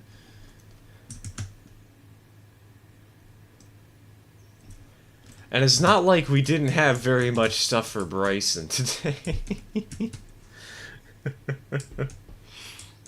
Messed up. Nah, it's fine. It's fine. Only 988 tons? Damn. That's impressive.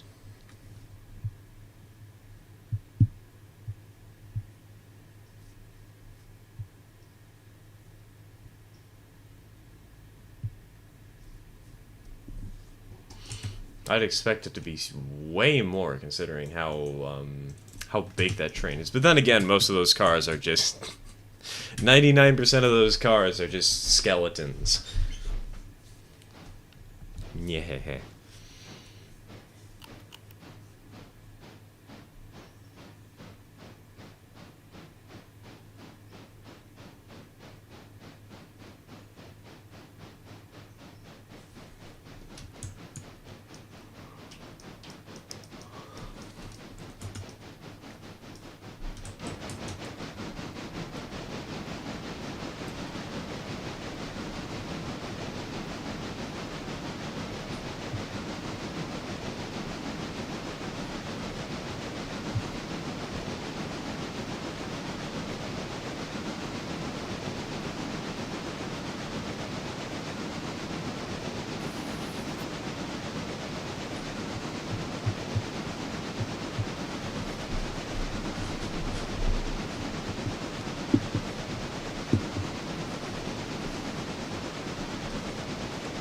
Gonna try coloring a bit of the fan art I'm making. Wish me luck. Good luck, man. Good luck.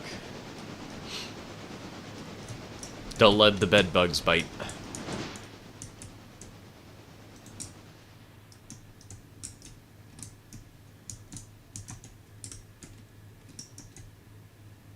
Alright, chat. Would y'all prefer... Hold on. Would y'all prefer that we work Whittier down here, like the sawmill and whatnot? Or would you prefer that we try to work the Bryson area? Which would be better? Which would be more interesting for y'all? Bryson and Walker, or just Whittier?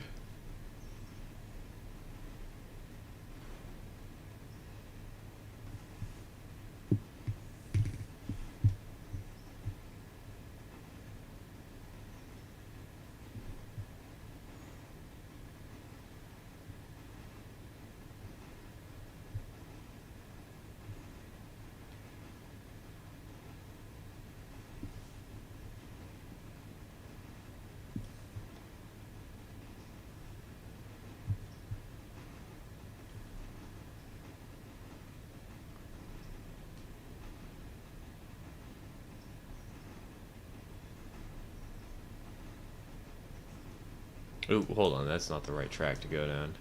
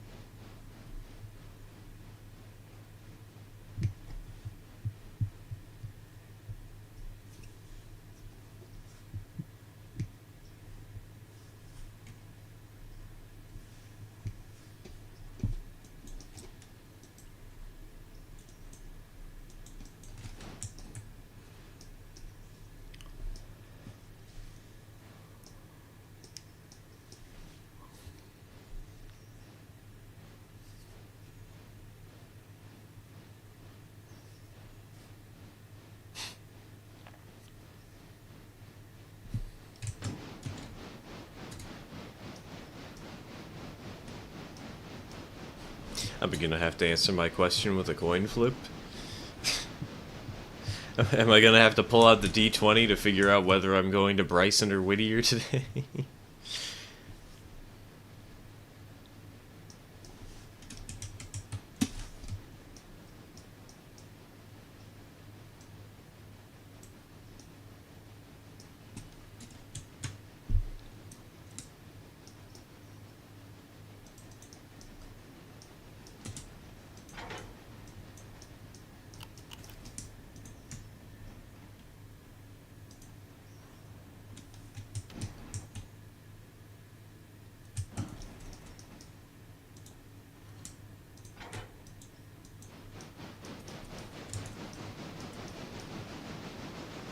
Ryson.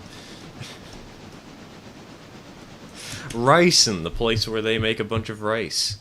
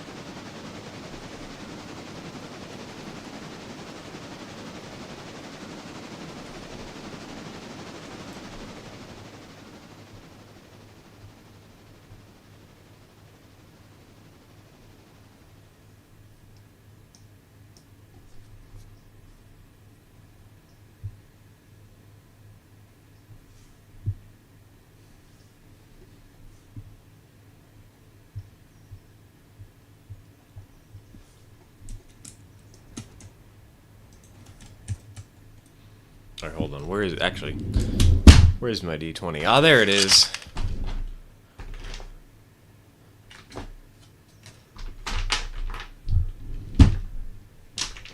In fact, I have 5 D20s here. Which one should I use? The green one, the green one, the green one, the white and gold one, or the rainbow one, which also happens to be partially green.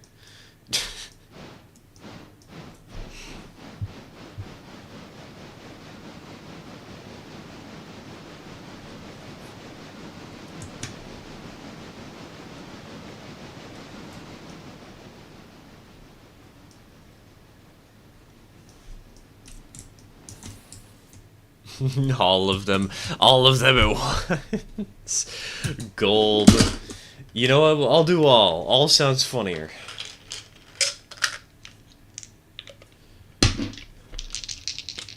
So double digits, or I should say anything above 10, because 10 is technically double digits. Anything above 10 is Whittier. Anything 10 or below is Bryson. We have 1, 8, 18, and 18, and 7.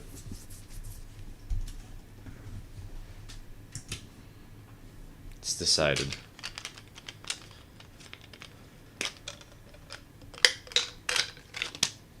Don't ask how I got 2 18s.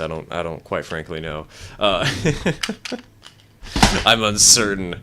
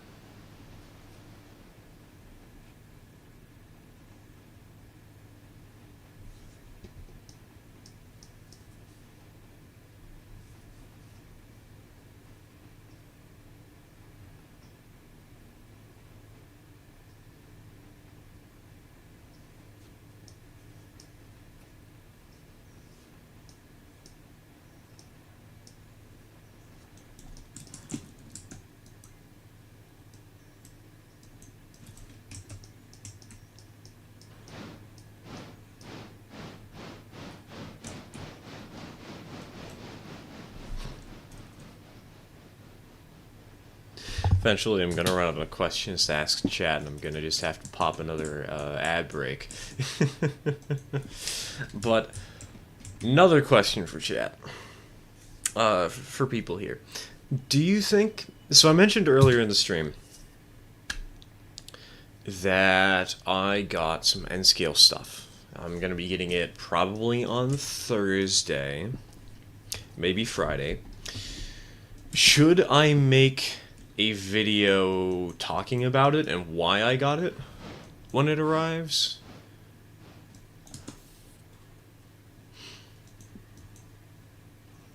Talking about the very random decision.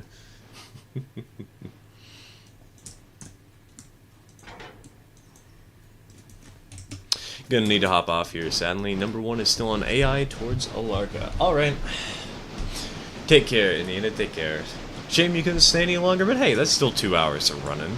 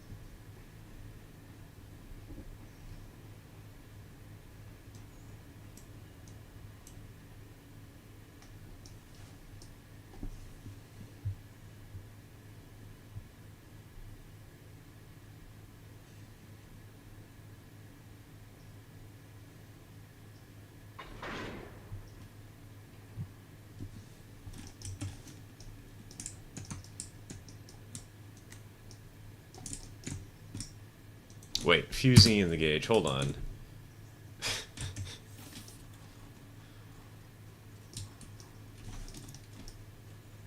Nina left the passenger train like 20 feet from its final destination. Lamau.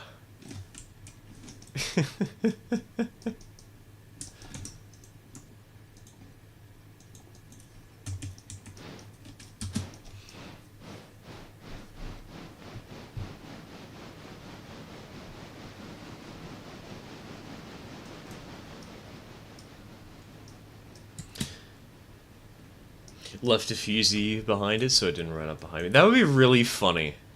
Hey guys, we're going on a little tour of the Alarka copper mines today. You didn't ask for this? We didn't care.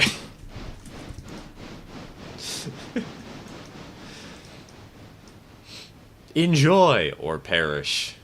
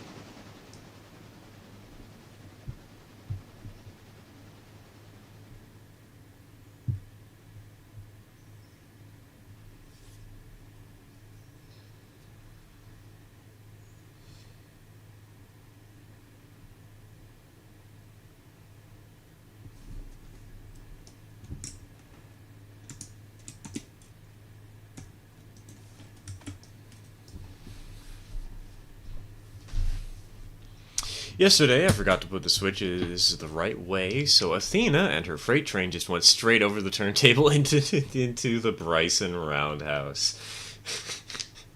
Smack.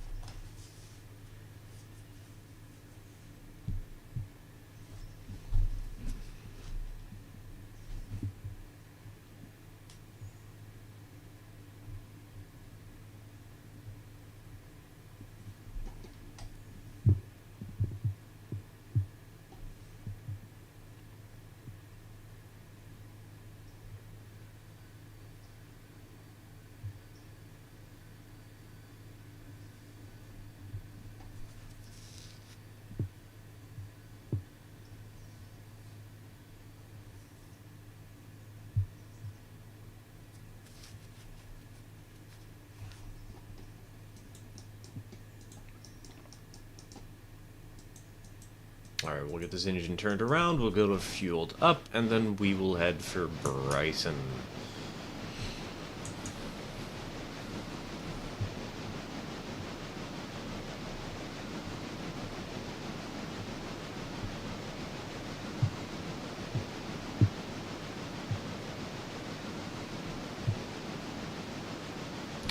The ultimate question, are we going to do log runs, or are we going to work on regular Bryson stuff first? Which matters more?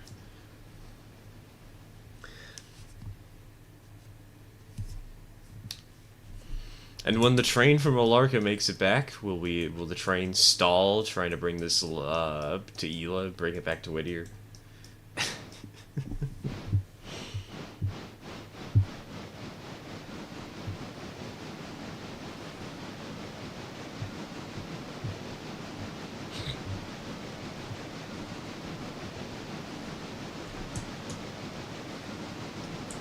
Up to you. I think I'll try.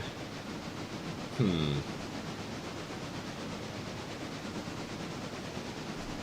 I'll do the Bryson switching first. Get that out of the way.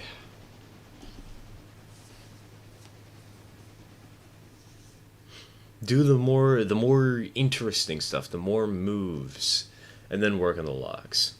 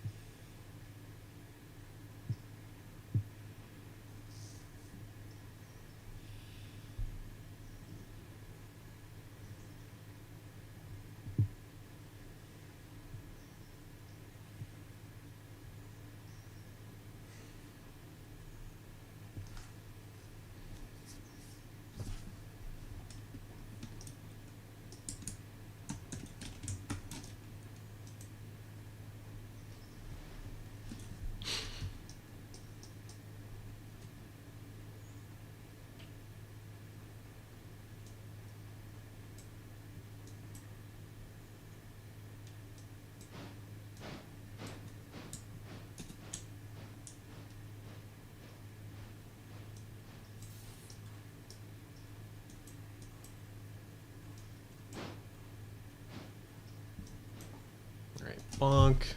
Lower the coal chute. How's Refuel 1000 doing? Oh, she's doing okay. 19.2 tons. She's surviving.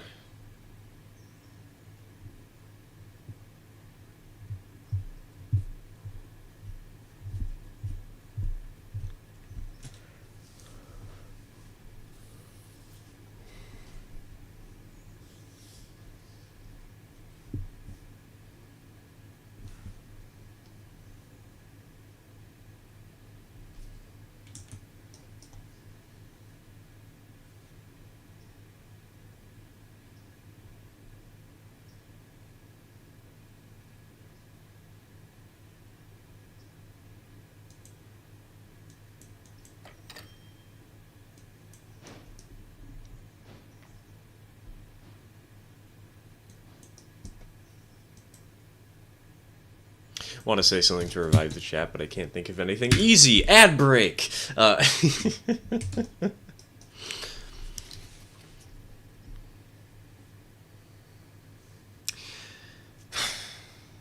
I had something I was gonna mention a minute ago, but I've completely forgot what it was, because I too wanted to say something, but, you know, sometimes just reviving the chat is hard. Sometimes people don't want to talk and we just want to sit here and vibe. That's alright. A little bit of antisocial socialness. Mixture of introvert and extrovert, all in one.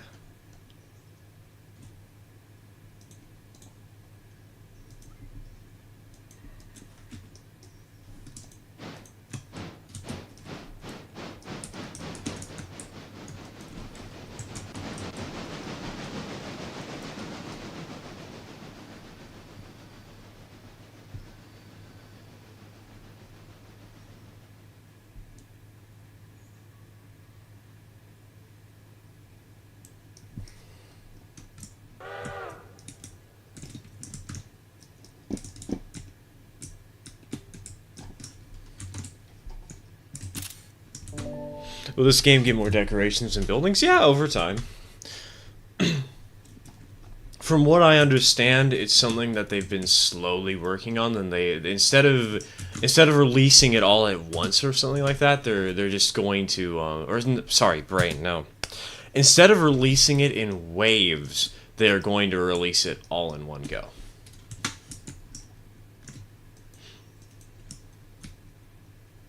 Wait, hold on, that's the wrong engine. I know what I'm doing.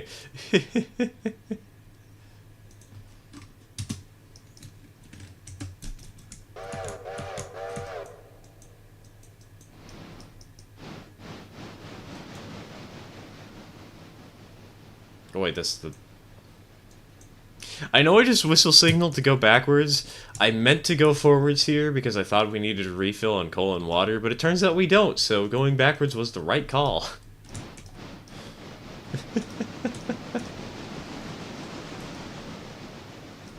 I would consider myself extroverted. However, it's not that I don't like talking to people, it's just that everyone is completely intolerable. That is relatable. Not literally everybody, though. I know some people who are nice and fun.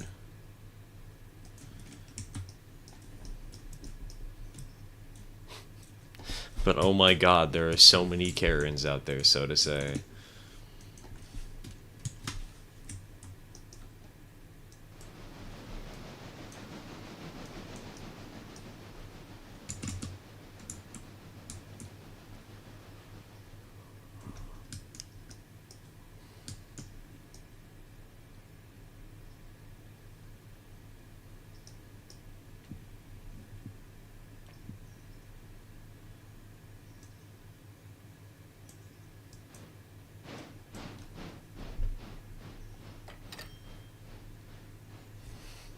How much money? Oh, what?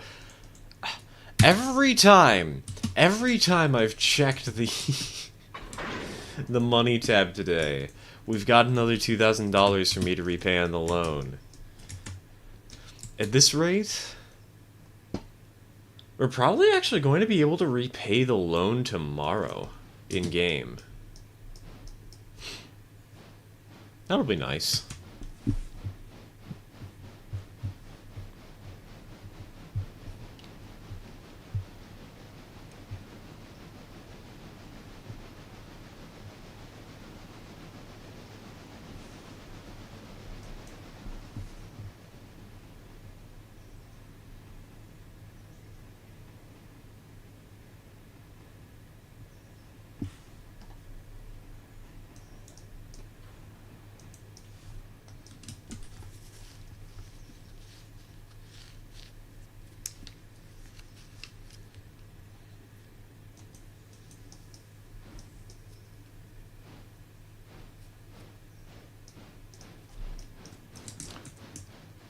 Okay, so we don't have to go for the team track. We do have to go for the freight house. There's no cars going into the freight house, so we can actually hold off on that for a little bit. There's only stuff going to Appalachia Hardwood today. That's not so bad.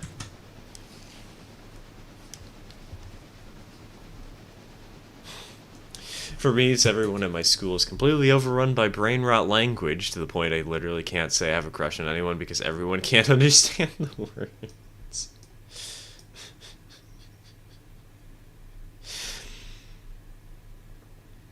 Gotta get that skibbity riz going, am I right?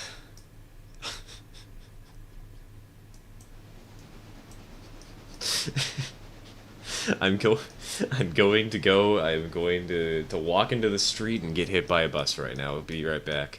I have sinned against humanity just by uttering such words.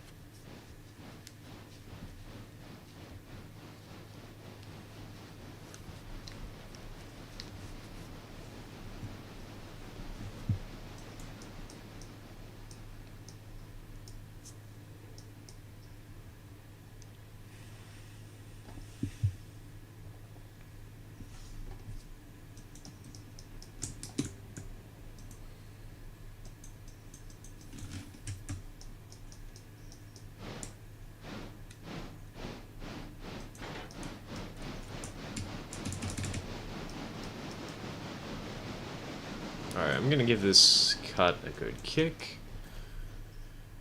And we're going to sneak around behind it. Using yard track 3. Or main 3, I guess you could call it. I like calling it the yard track, though. As a passing siding, and the main number 2 as the main line.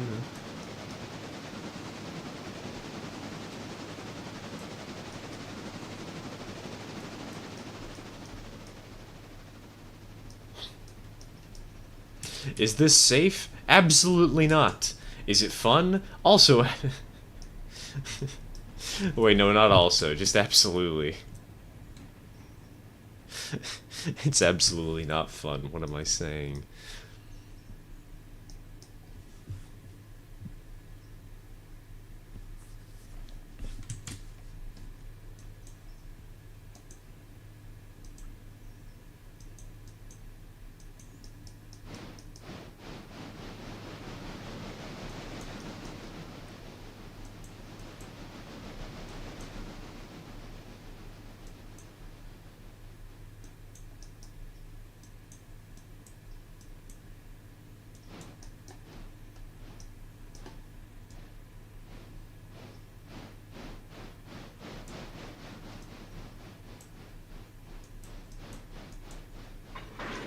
Alright, perfect. No damage. Okay, well, the locomotive's damaged, but I think that's just from something else. Just got back from a call with a friend, during which he showed me a Facebook group called Model Trains with Threatening Auras.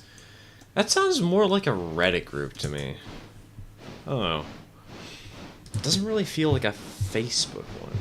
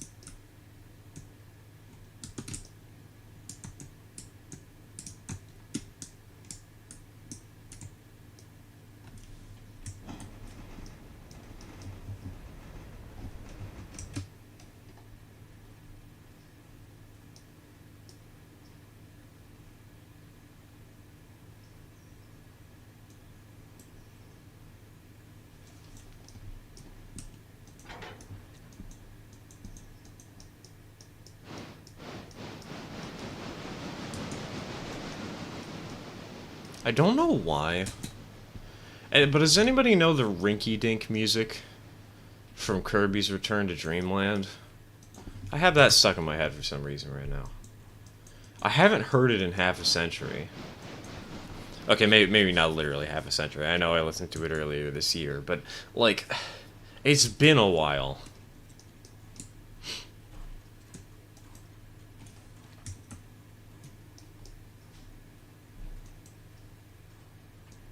And it's not like I've played the new remake or anything. I've been looking into it recently, but I haven't heard the remix. The brain is a strange thing sometimes.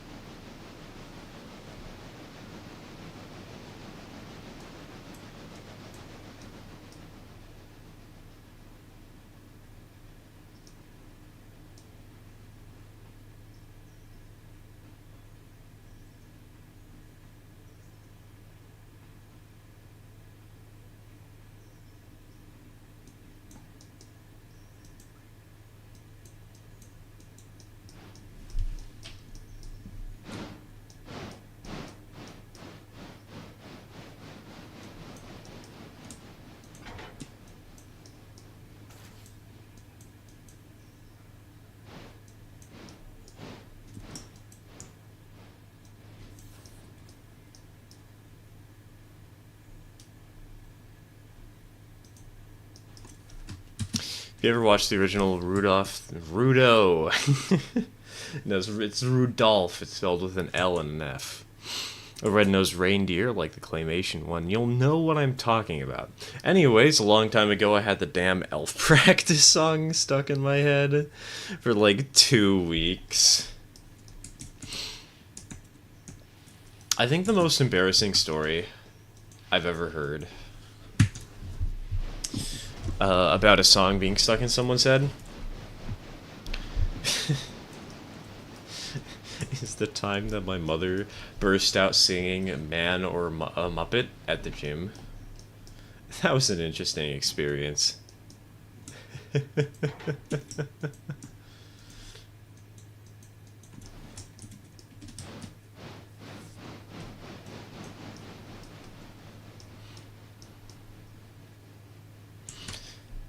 The glares she got.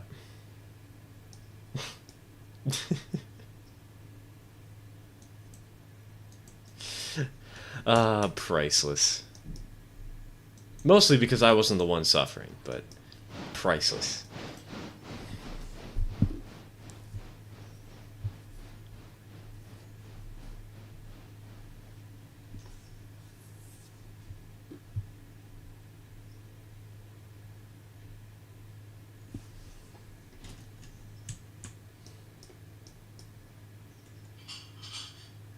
Managed to get weed inside the fire stuck in my English teacher's head by simply by humming the opening. I managed recently to get I Didn't Mean to Set the World on Fire stuck in my head because my dad played it on the piano. I think he was playing it because his singing group were practicing it for some reason.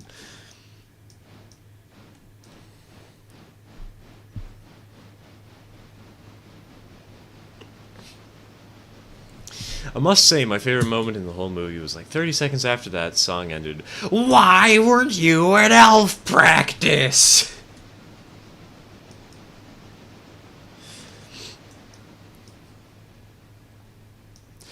For me, that was an iconic meme like 5 years ago. I don't know why. Elf practice was just the funniest BS that I'd seen for a while.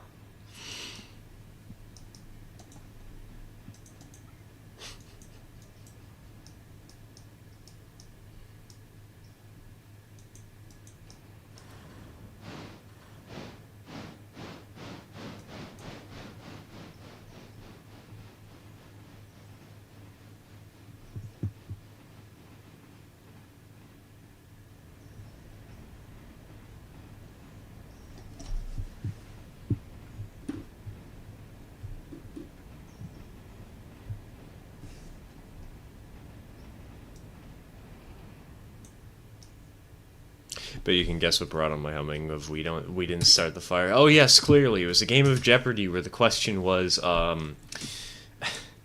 what songs would be really terrible to sing if you were an arsonist and you don't want to get caught?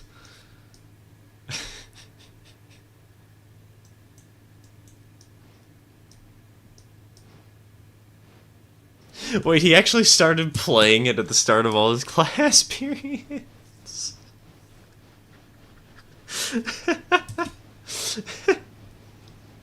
Oh, that's so stupid. I love it.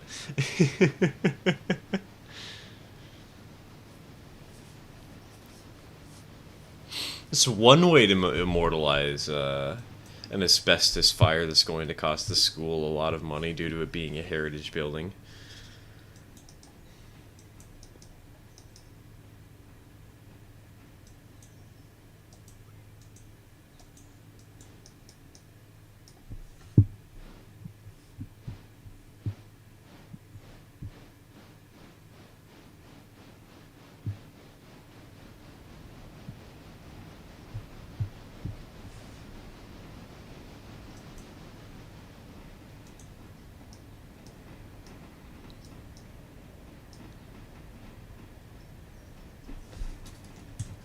Apparently there were there were multiple teachers starting their class periods with it. Good.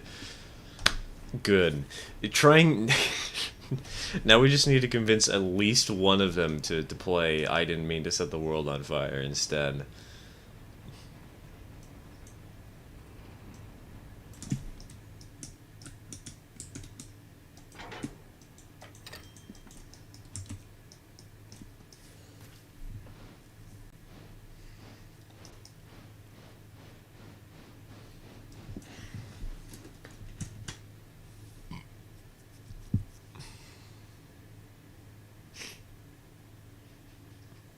Planning on having a bit in a video about the SS Normandy where I say, and Normandy's troopship conversion was absolutely fire.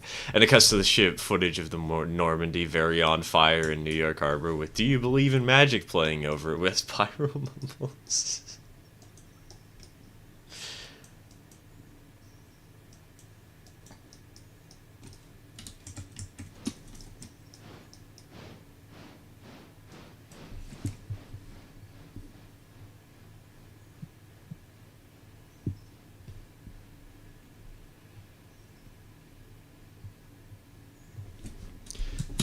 Movie night. We'll all gather together and watch all of the TF2 videos. Not just the Merc introductions, also things like End of the Line and Expiration Date.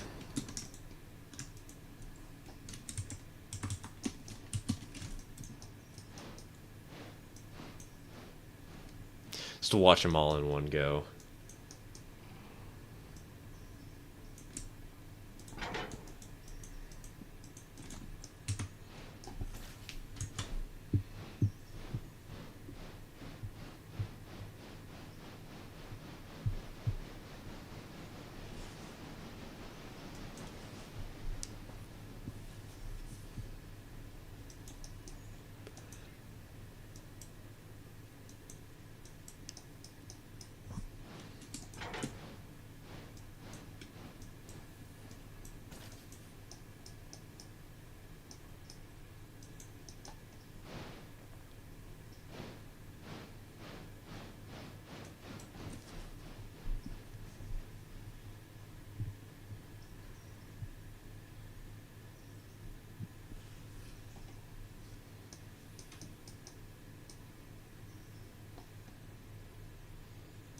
One of my friends was watching Expiration Date in class a few weeks back, and no one seemed to notice. That lucky dog.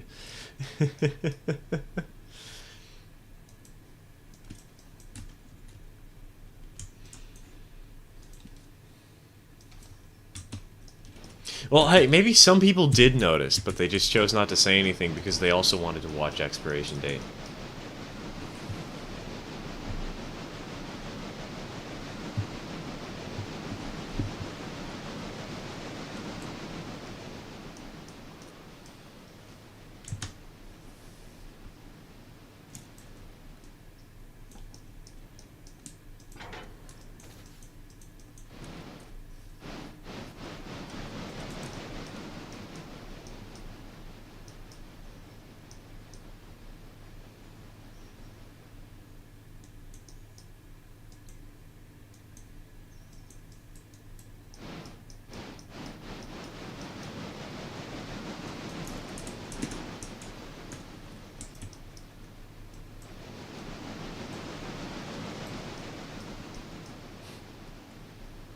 Gonna head out on a bike ride while the weather's nice, hoping not to get commandeered by any friends today. Well, if you do get commandeered by friends, TK, you can always just bring them to the fire. I mean, I guess the fire is not really a fire anymore, but you can bring them to where the fire was, and if they suddenly disappear due to asbestos inhalation, you can you'll never have to deal with them commandeering you again. Easy solution. Have fun on your bike ride, TK. Take care. Take care.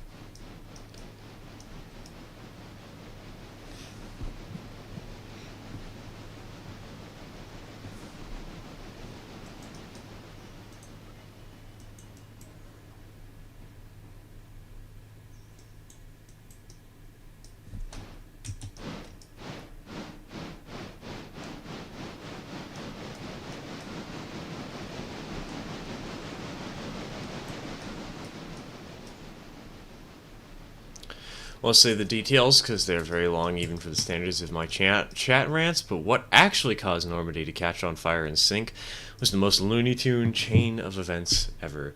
Sounds like it would be perfect for a video then.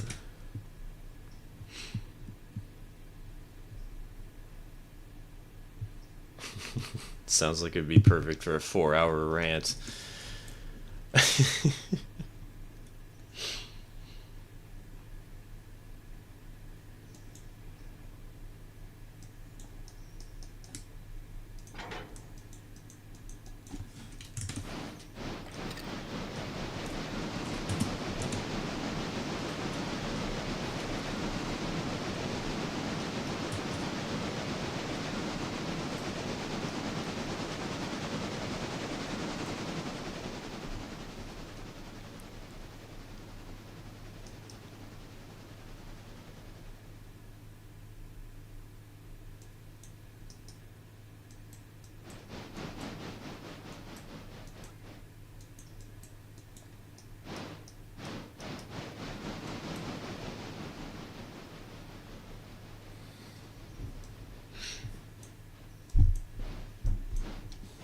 Gonna try to do stuff I find funny when it comes to railroad and maritime history. 4-hour rant, heck yeah! We're going to go on the longest ramble ever, talking about why Ready Player One is a terrible book.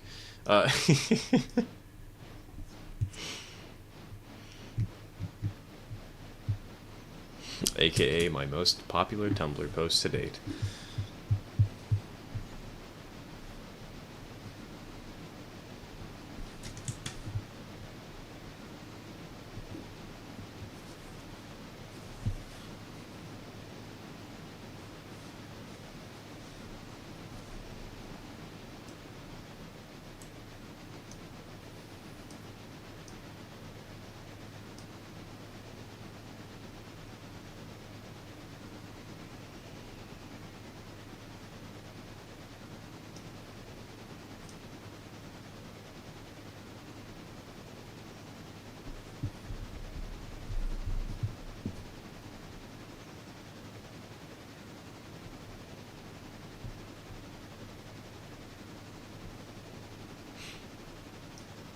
You would watch that. ASMR. Stir rereads the entirety of Ready Player One and the second book, because apparently they made a sequel, and complains about it for no reason, and gets 0 views.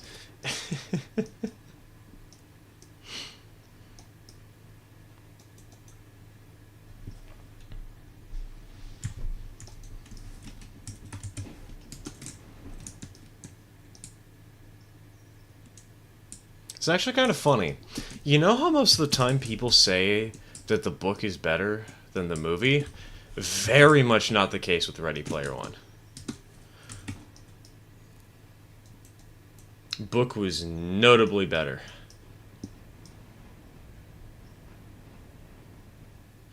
Or, sorry, no, God, other way around. Movie was notably better.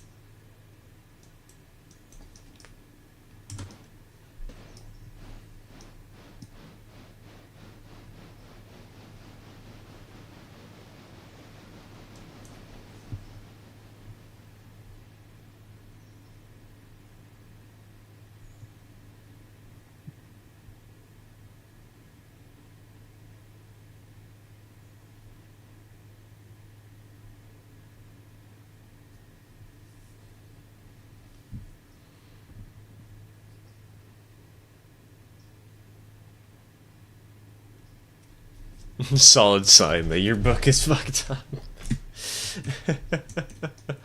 It can also be a solid sign that, also YouTube censored that because of course they censored the F-bomb. It also could be a solid sign that you've improved as a writer since you've had time to reflect and improve. But really, no, it wasn't anything to do with the writing. It was everything to do with presentation. Big reason I'm making a video on the SS Imperator. You can't not talk about the Germans putting a giant bronze bird on the front of an ocean liner because Cunard's new ship was 1 foot longer. That's the entire reason. They just put a bird. Not to spite America, not to... They didn't put a giant bronze eagle.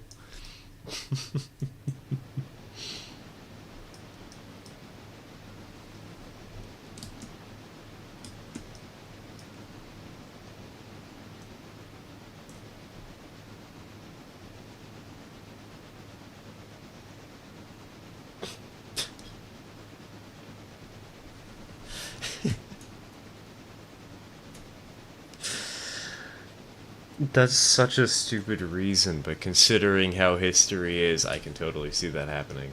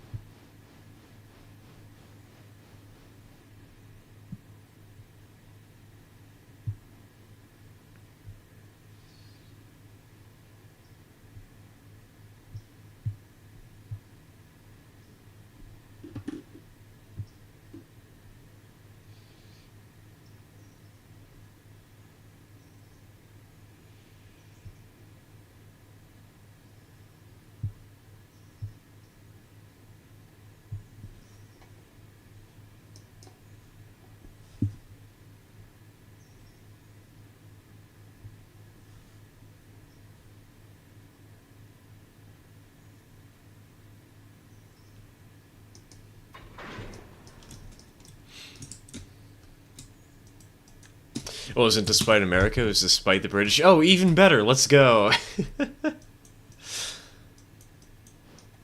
That I can get behind, 100%.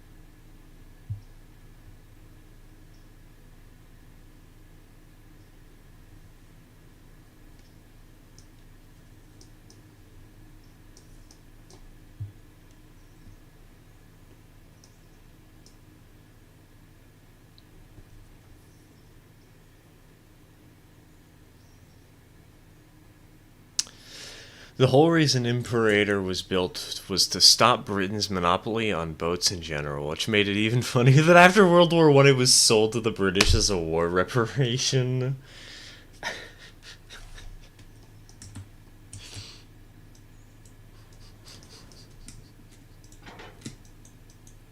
I mean, hey, that just means that it certainly affected the British monopoly on boats. Just not necessarily in the way that they planned it to.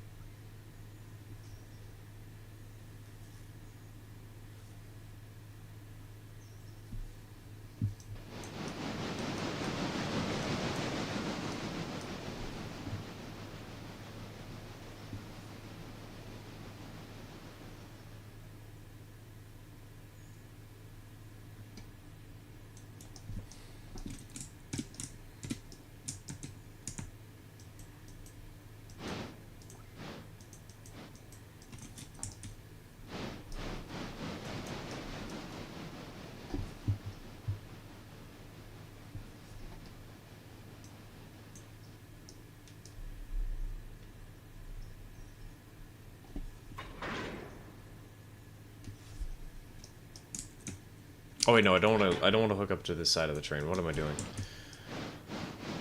I want to be shoving this up the hill. Yeah, because that's how I like doing this. Honestly, it'd probably work fine either way, but I prefer doing it this way, so I'm being petty and fixing my quote-unquote mistake that's not actually a mistake.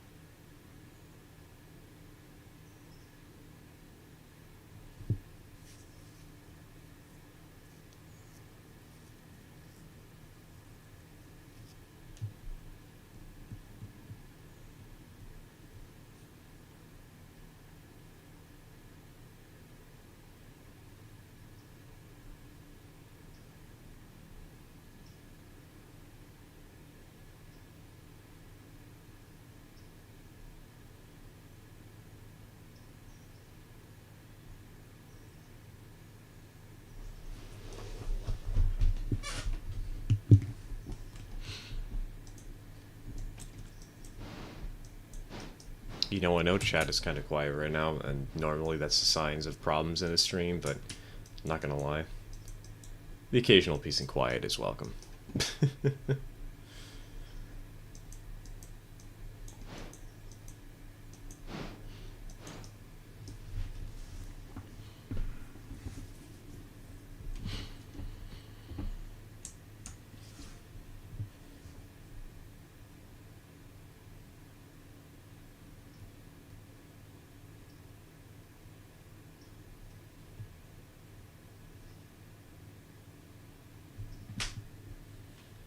We're all just having a nice, relaxing time. Exactly. We're just here to vibe and watch the trains run. Sometimes we're here to chat, but 3 hours into the stream, and apparently that's not the vibe right now. But I'm all here for it.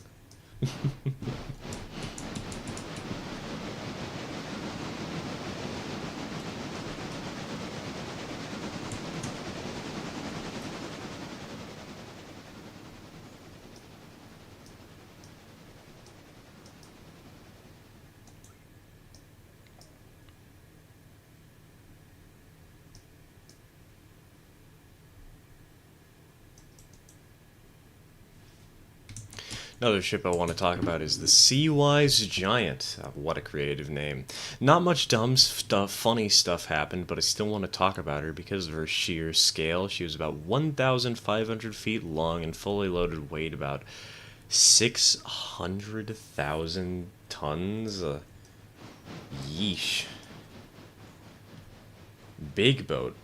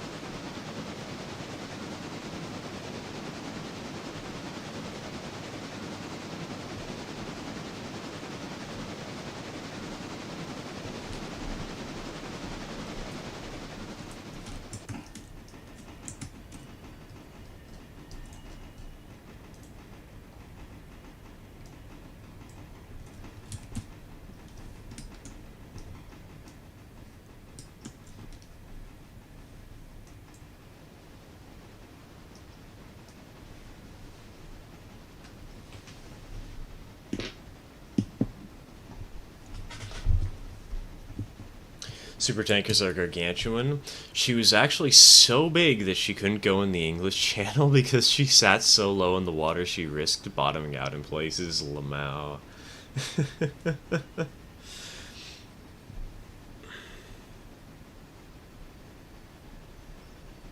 Wait, the English Channel, isn't that just like the waterway between England and France and whatnot? She risked bottoming out in that? What? That takes skill, man. That takes skill.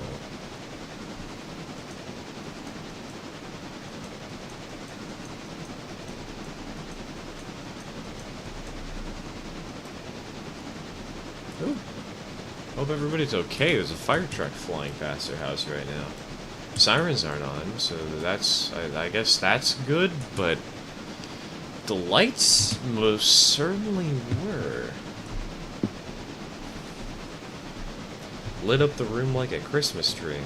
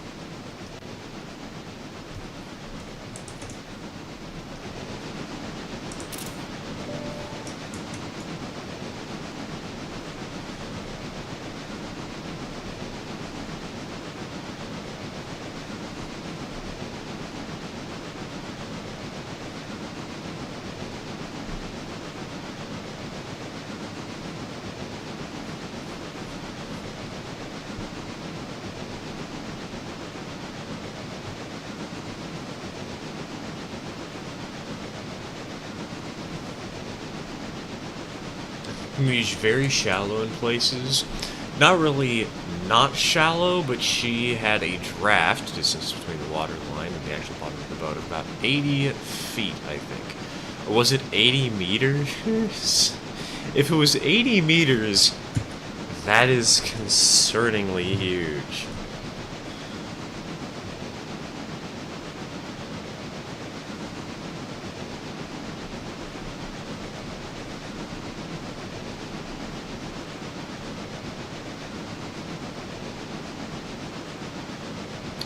Like, that would be 24 times the length, the width of my bedroom.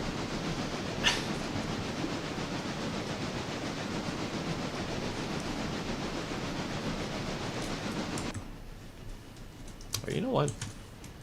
You know what? If we're just here for some chill vibes.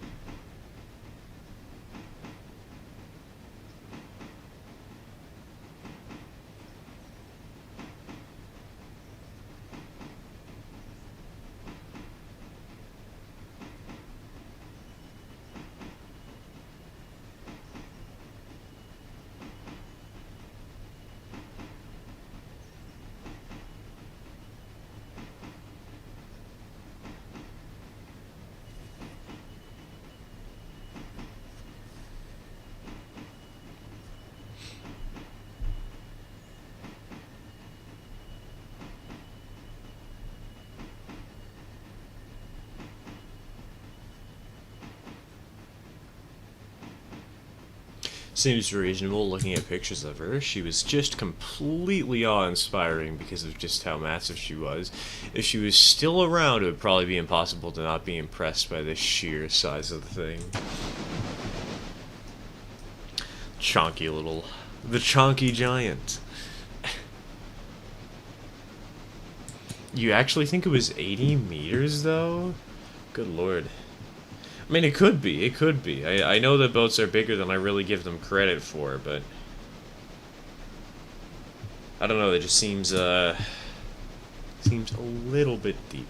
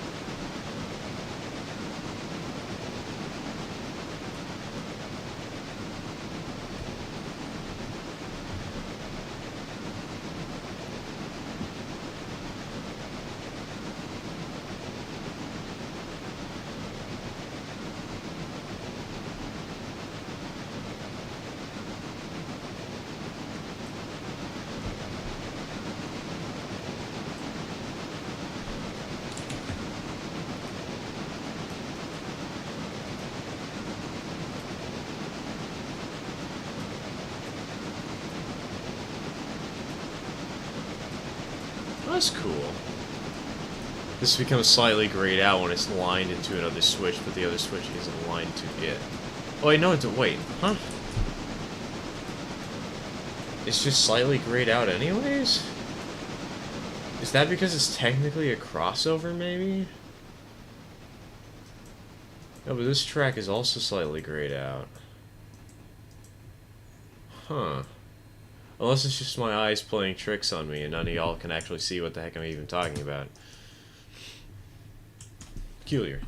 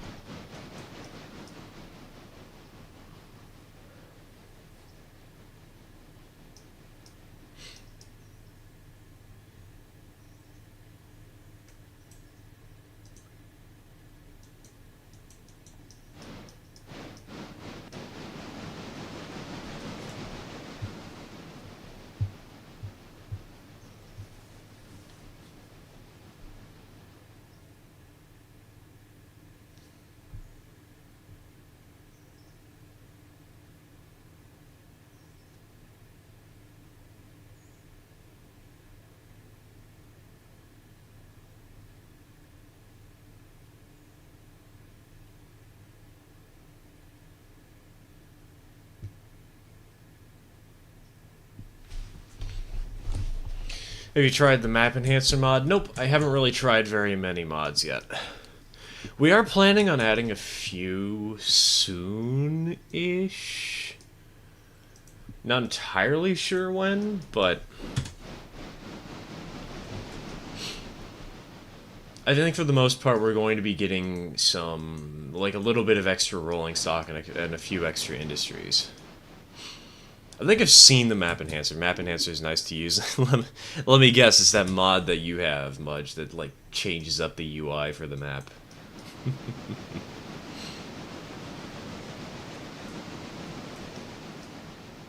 Works even in multiplayer when someone doesn't have it. Ah, so it's a client-side mod? That's cool.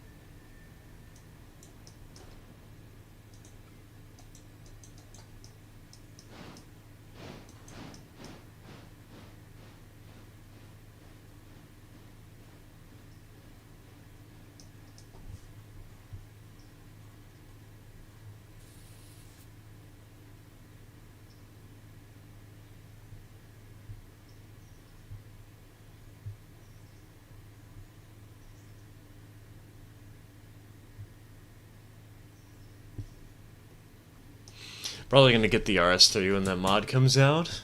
We appreciate Alco in this household. It's also just a nice little diesel engine, you know? A nice alternative to the Jeeps, the SWs. It's a sweet little locomotive. I don't think I'm going to be getting any locomotive mods until the RS3 mod comes out, or maybe the 210.10.2 one, but the 210.10.2 is a little bit of overkill.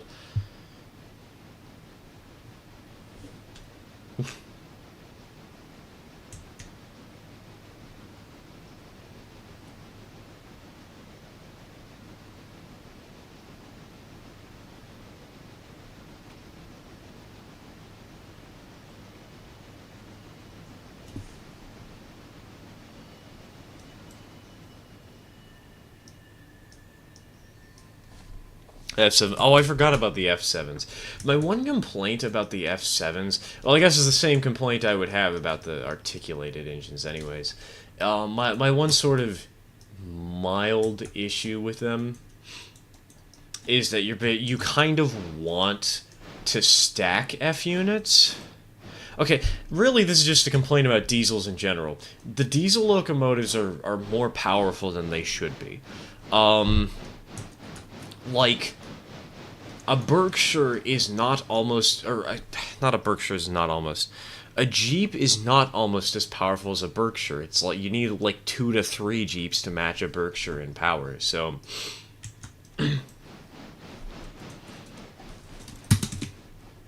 I just...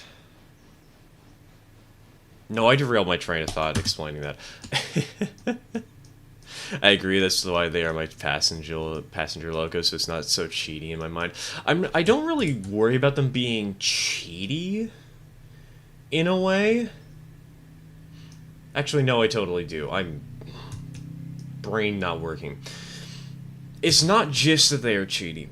It's that because they are F units, because you have A units and B units, you kind of explicitly want to combo them together to make longer consists, so that it kind of just makes the problem even worse than it already was, you know?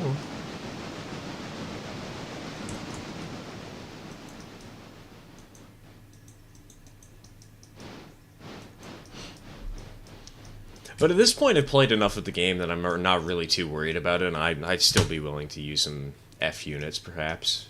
That'd be a good mod to add. Just got back from my bike ride. Realized that all my friends were too busy playing Minecraft on their new server to bother going outside and touching grass today.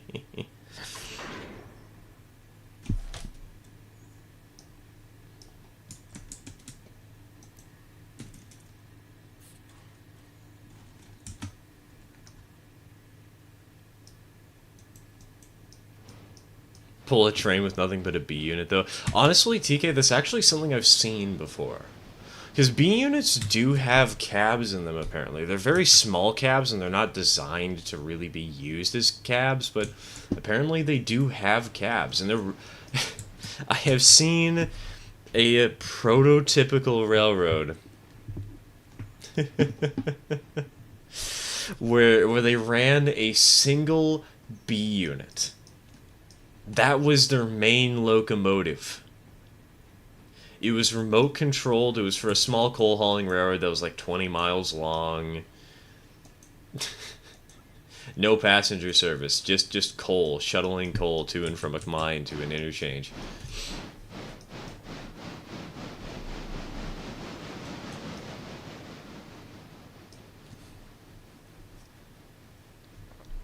In my opinion, even the IRL S7 looks so wrong without at least one B unit. I totally agree. It's just so tiny, so short. And so the rail fanner in me is like, oh yeah, you should totally combine F units.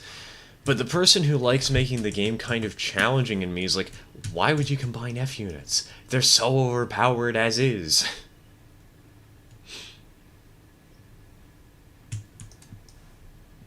Actually, you know, maybe that's a mod that I should... maybe that's a mod I should work on. Rebalancing F units, making it so they're actually, like... They have... Well, not just F units, but also the Jeeps and the SWs. Make them more appropriate for their power ratings.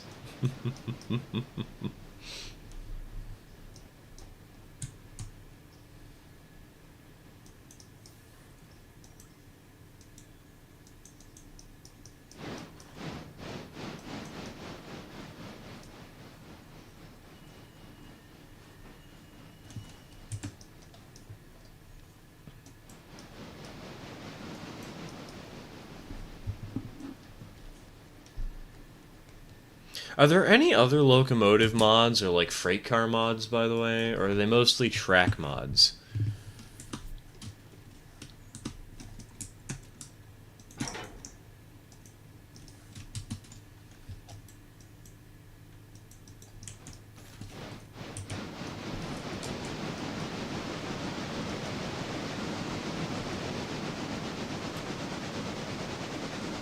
Mostly track? Dang. I know there's the logs mod. I think the logging one is one I'm going to go for.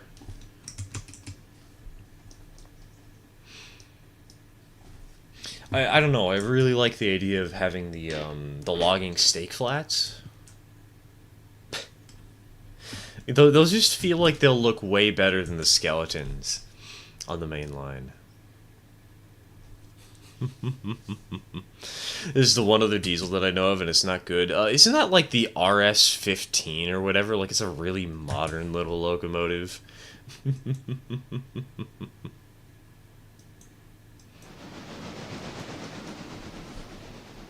I recall a conversation in the server where somebody mentioned they had 10 A units, so I suggested they make an ad lash. The Scream lash up. Well, you'd have to get a very special paint job if you wanted to have the Scream.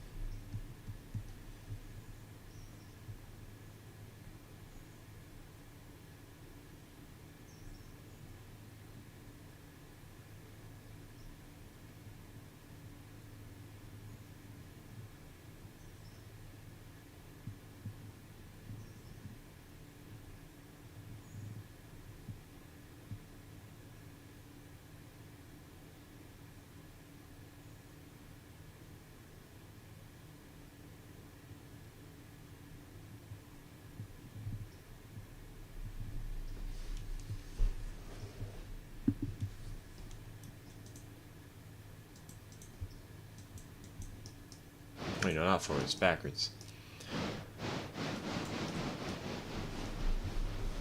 Upper Walker. Here we come.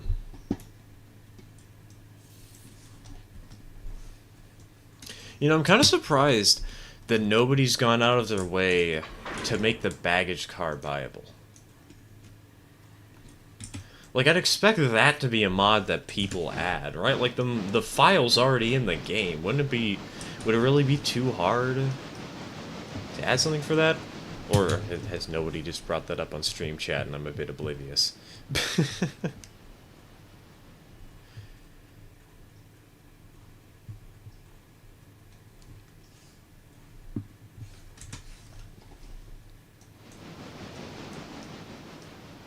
We need mail contracts. Even if we don't have mail contracts, we just need a way to buy the stupid baggage car in the first place.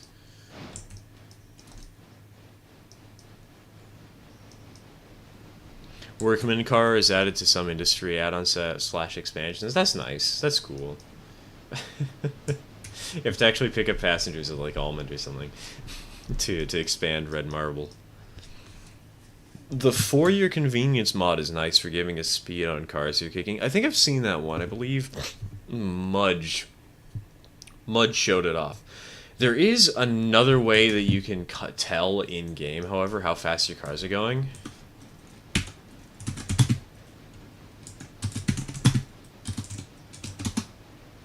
Hold on. Car not found? Is this not WHCC? Never mind, it's APRR because I forgot to rename this one. There we go. There, you can see right there. 11.19648 miles an hour. I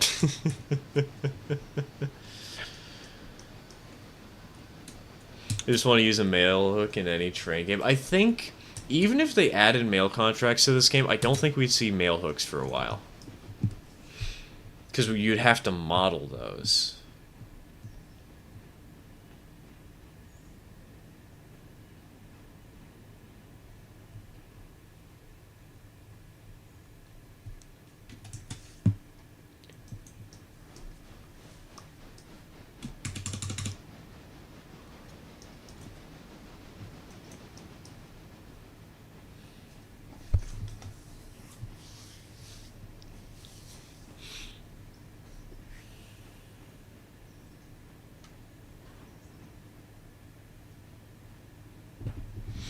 Just had a very stupid idea. A mod for a mod. Once the 2.10.2 mod comes out, someone should make a mod where whenever you run it, the Planet Killer theme from ST Toss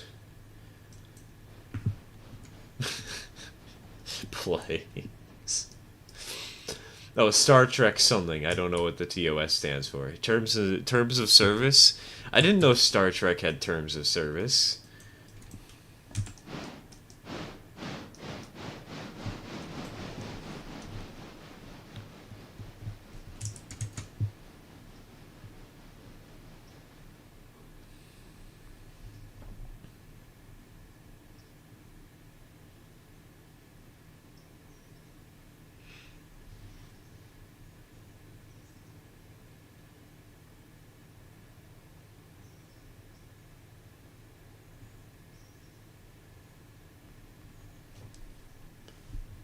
Oh, the original series. Okay, you know, that makes sense.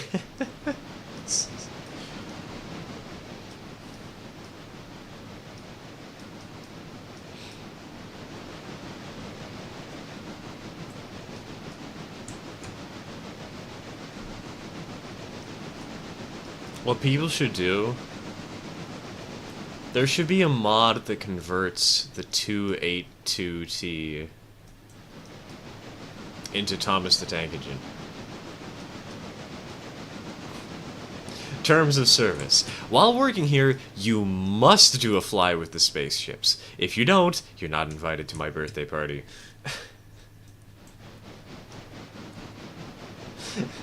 I like that threat. There is a Thomas mod? Okay, why am I not surprised?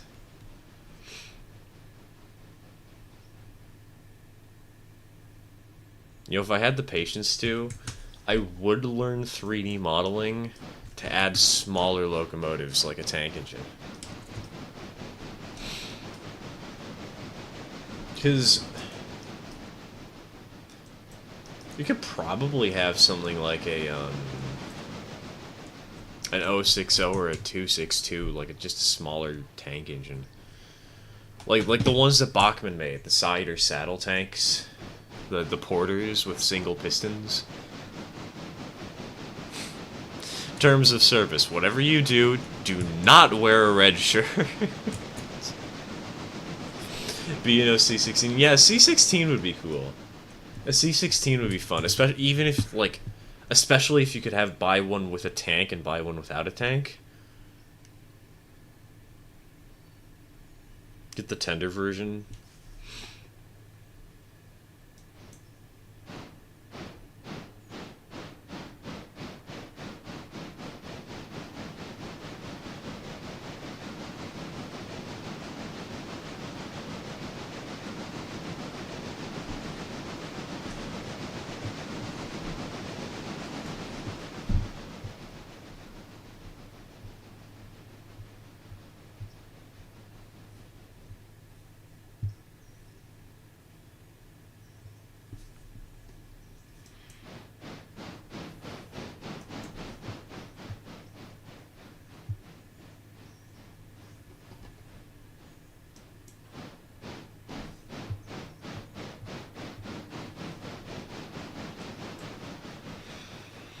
I'm waiting for the SD70 Ace mod. Ah, yes. All the strength. You'd probably be able to move a mountain with that kind of power.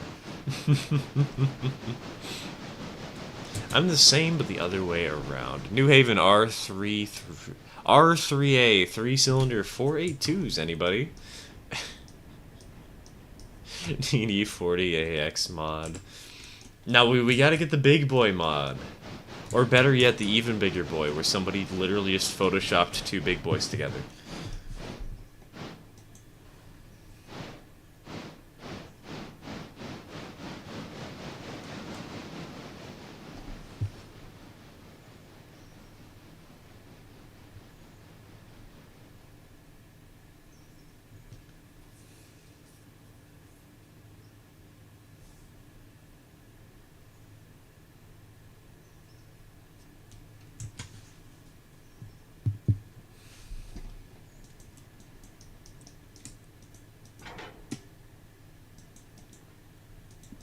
Oh, yes, the 48888884 UP proposed hexaplex. Now I'm thinking of 4884 4884 4884. There's your ultimate hexaplex.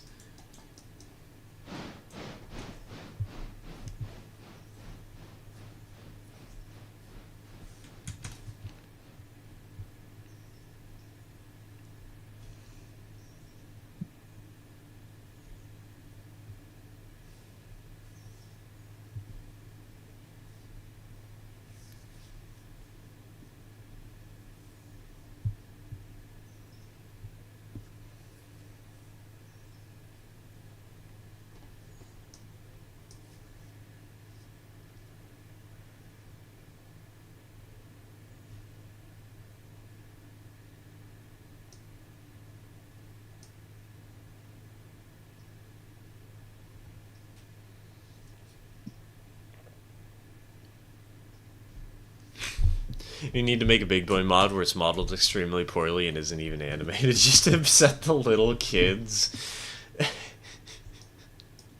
See, when you, in order to, oh god, I just thought of a really terrible thing to really piss off people with the big boy mod. With the shitty model, you have to make it so the smoke box door is like 12-sided, and it's slightly off center, but it's 12-sided in such a way that normally the boiler is actually round. The smoke box itself is round. The door is 12-sided. But it's 12-sided in such a way that there's little gaps between the smoke box door and the actual like the outline of the smoke box, the outline of the boiler. But it's slightly off center, so that the left side, it's like extended, it's overhanging, but the right side is underhanging just a little bit. Not much, just a little bit.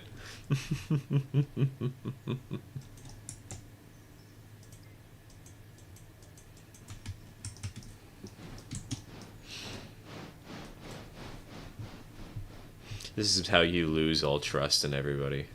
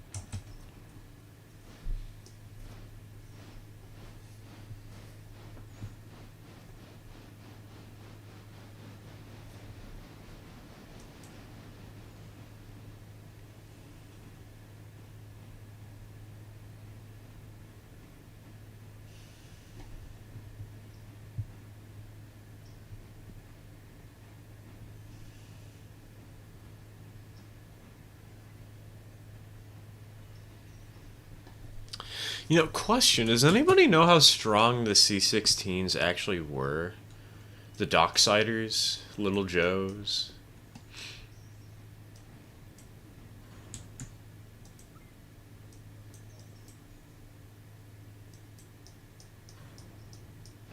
The lettering is textured and you can change it? I think you mean can't. And it's spelled like the Utianon Pacifique Largy Boy.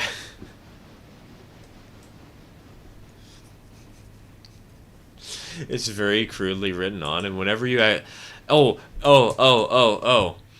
the tender, whenever you try and change the railroad name, one side it will look perfectly fine, but on the other side it's going to be slightly lifted off the edge of the tender. So it's just floating.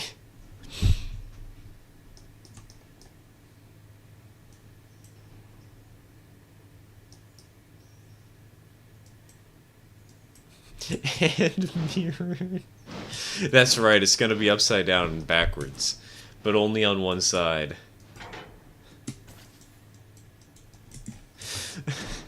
It's gonna be tilted slightly downwards. Just so you can really notice that, hey, it's technically not attached to the tender.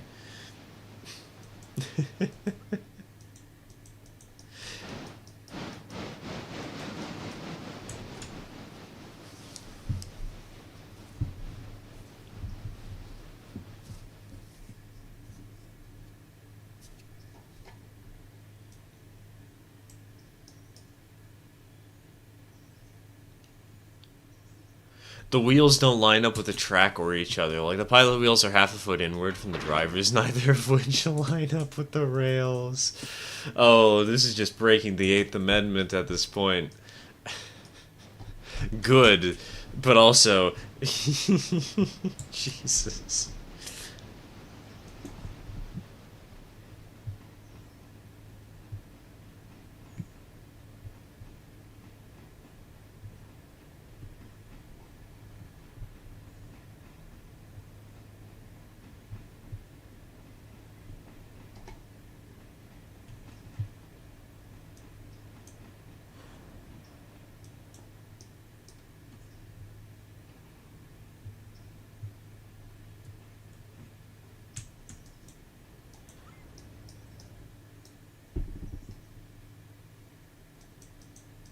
Have one end be level and the other tilted slightly downwards. Oh god.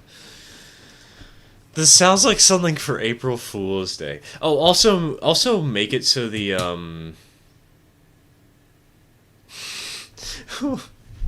make it so the pilot truck is so far back that it actually goes into the tender.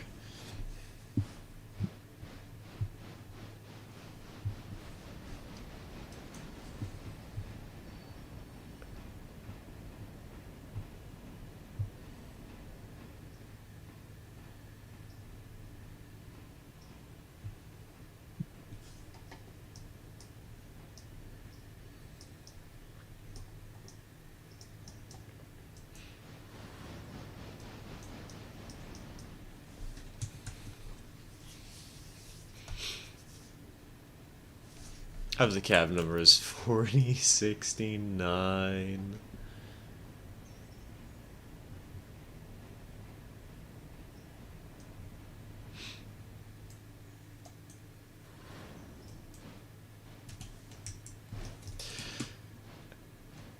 The FBI would like to know our locations.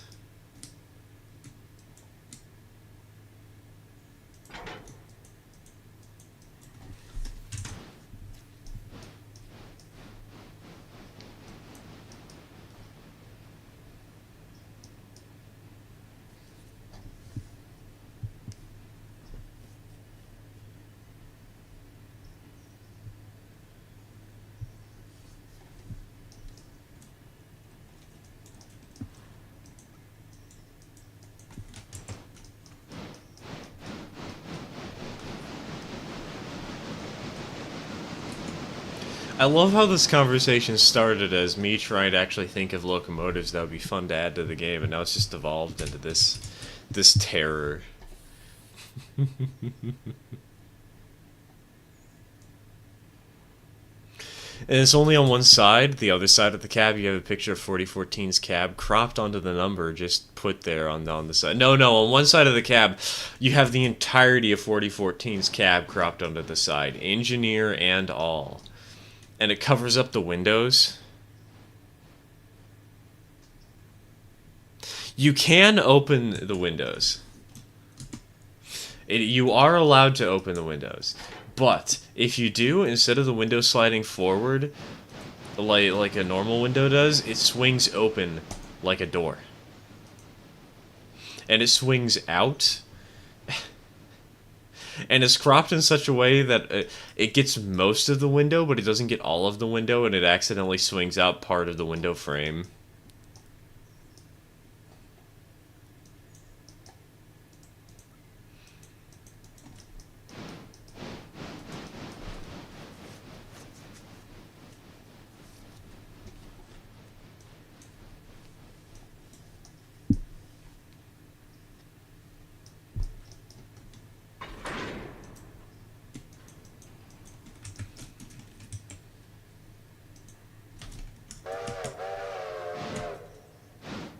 Alright, we should have enough coal to make it down the hill. We will have to grab the logs from camp number 1, but that's not going to be too hard to do.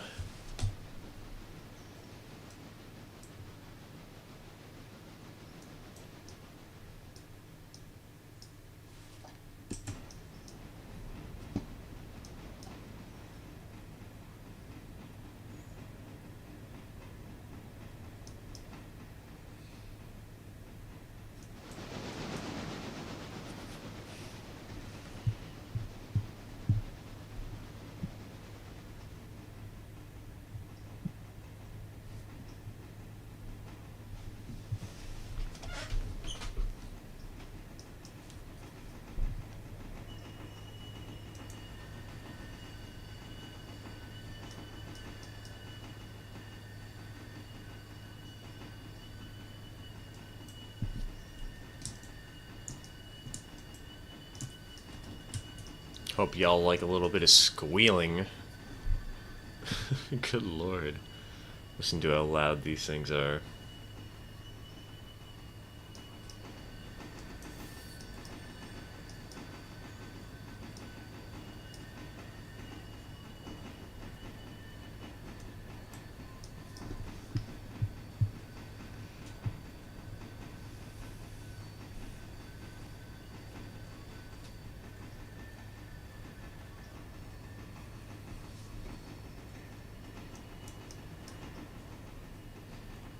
Scratch that. Have all the drivers on one side be 80 inches and on the other side have them all be 56, so it averages out to 68 like the real thing has. Make it so there's a small gap on the 56 side between the second set of drivers, so it kind of looks like it's a 4 8 4 4 4. It's still a 4884, but like the drivers are just slightly split up.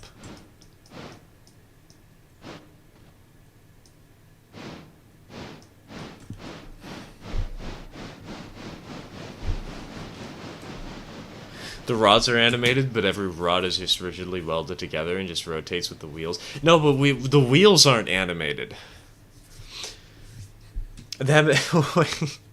So does this mean that the rods... Wait, no, the wheels don't move at all.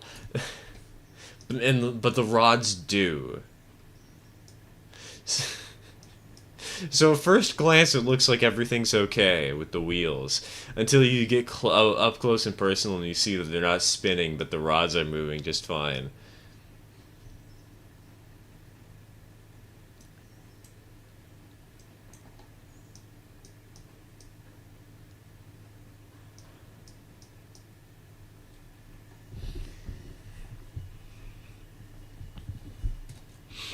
Oh, we should also give it a Vanderbilt tender, like the model that they use on the Bachmann HO USRA 060s.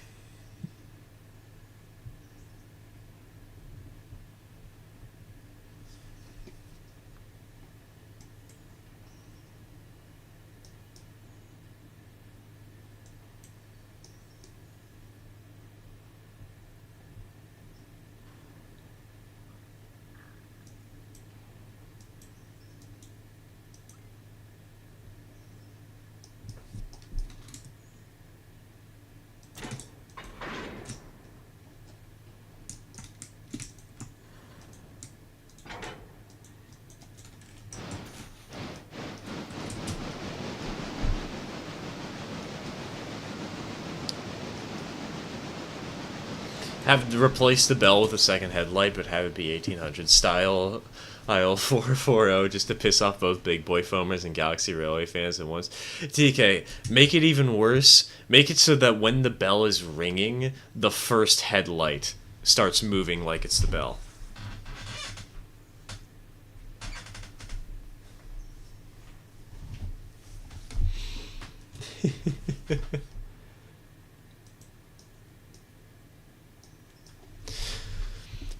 The way it rotates, it clips into the ground, and then the boiler as it goes around, and the tender only has 2 axles. Mara's headlight.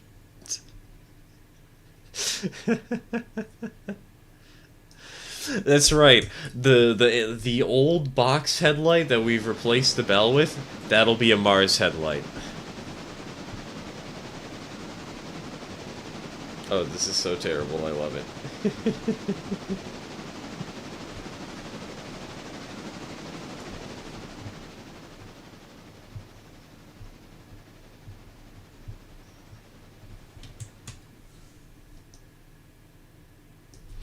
I like the idea of a slow back tender. We have to get a slow back Vanderbilt tender. Do I know how this works? No. Do I think it would be funny to have a slow back Vanderbilt tender? Absolutely.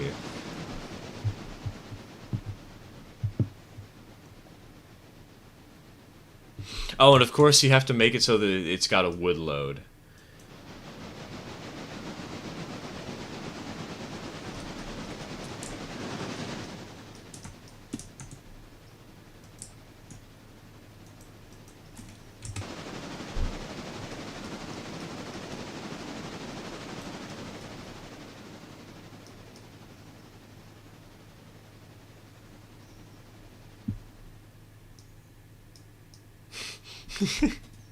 Wait. Make it so the water level is not indicated in the water tank, but it is indicated somewhere else in the engine. Make it so it shows up like... Oh, no, if we have a slow back tender. No, leave the water level in the water tank, but make the actual, like... Because how I assume the game shows water, right? I assume there's basically just a little layer down here that slowly rises the more water you get. And it's designed in such a way so that it can't clip out of bounds and it's always within the locomotive's confines. Make it so the slope back tender has such a steep angle that the water actually clips to the sides of the tender when it gets too high.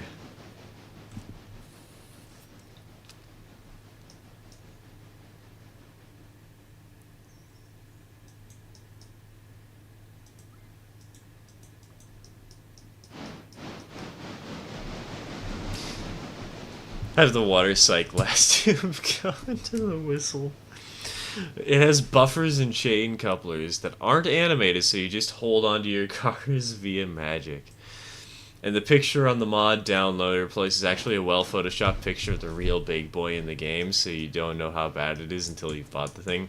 Yeah, but, well, I guess you wouldn't really buy the thing. I feel like you want to make it free so that more people download and suffer. What would be really funny is if they made a full-on serious trailer for the locomotive.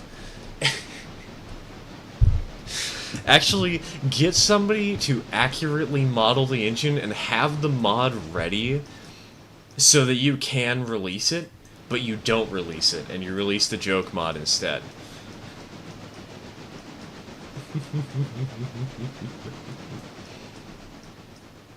Oh, body. Oh, yes, yeah. Okay, that makes more sense. That makes more sense.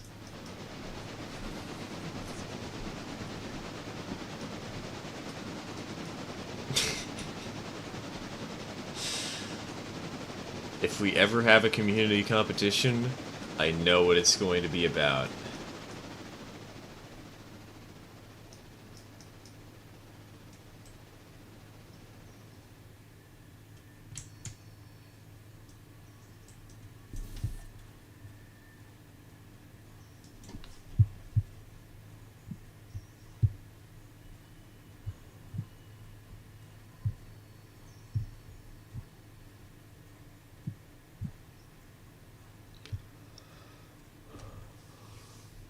Make the boiler hinged in the... Make the boiler hinged in the middle, the front swings of the front yard. Nah, you gotta make it so the boiler's hinged in the middle and it swings with the, with the articulation. But the smoke box is hinged. And that's dependent on the front truck.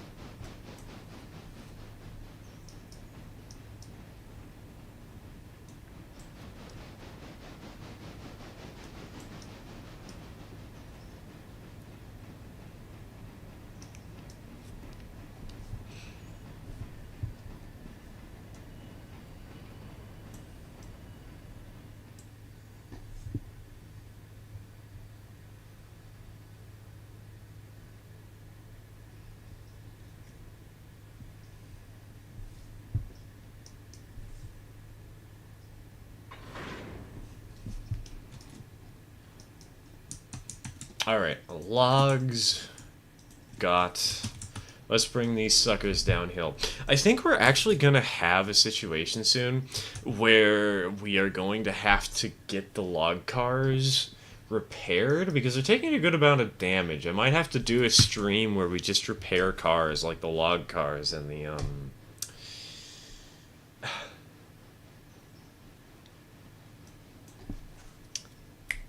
what are they called? I can't think straight. Why can't I think straight? Like the log cars and the passenger cars and whatnot.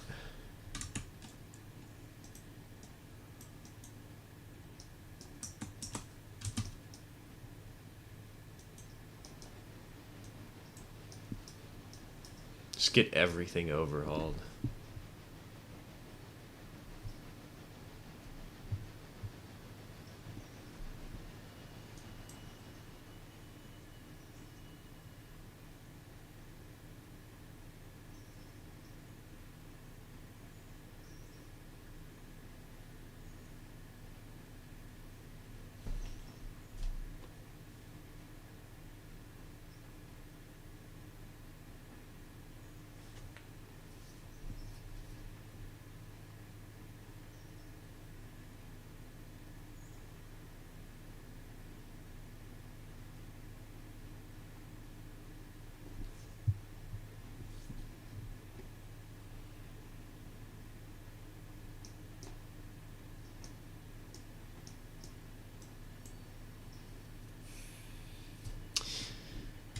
You put a knuckle coupler between the engine and tender. Only one.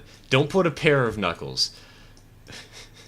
Make it so you can uncouple the articulations. It doesn't actually do anything. It just says they're uncoupled. And then it recouples them immediately. Makes your air hoses kind of jank, though.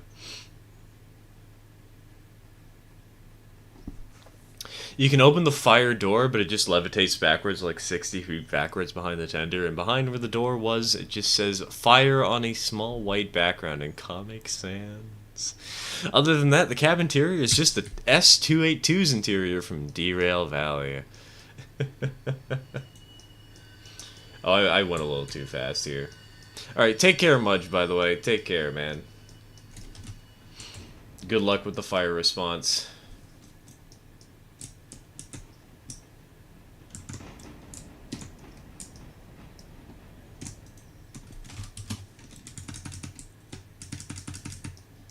Bonk. Bonk. Bonk. Continue the descent.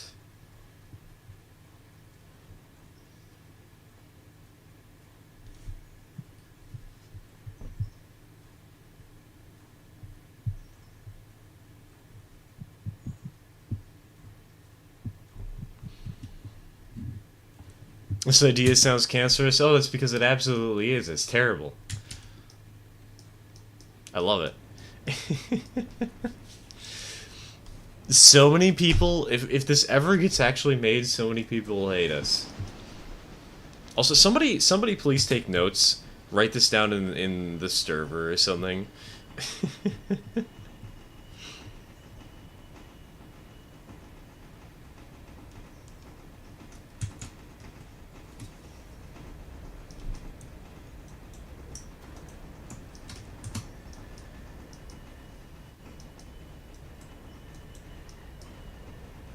Whenever you hit any switch, the engine gets a 45-degree list, but instead of leaning out from the curve, it leans in.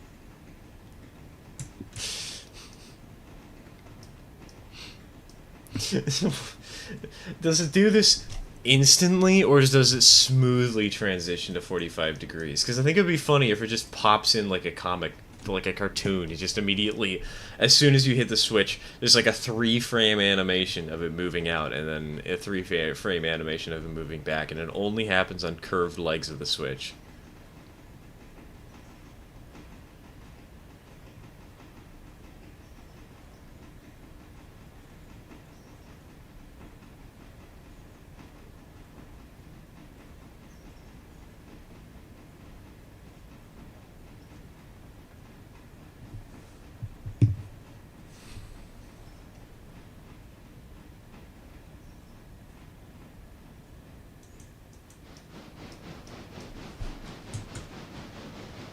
As a stack where the smoke comes out from the middle of the boiler from the steam dome. Onion stack.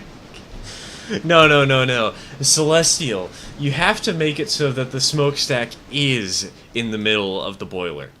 And that the actual smokestack has been replaced with the steam dome, and this the smoke comes out of the steam dome where the smokestack normally would be.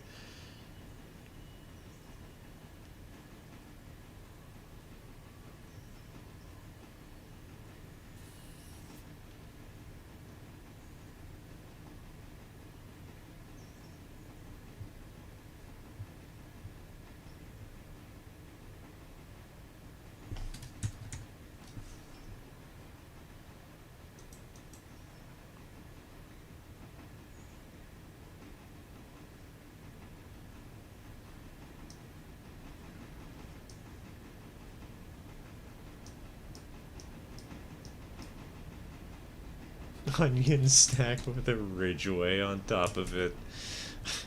The ridgeway. See, the thing is, though, the ridgeway has to be in the middle of the. With the smokestack in the middle of the engine, right?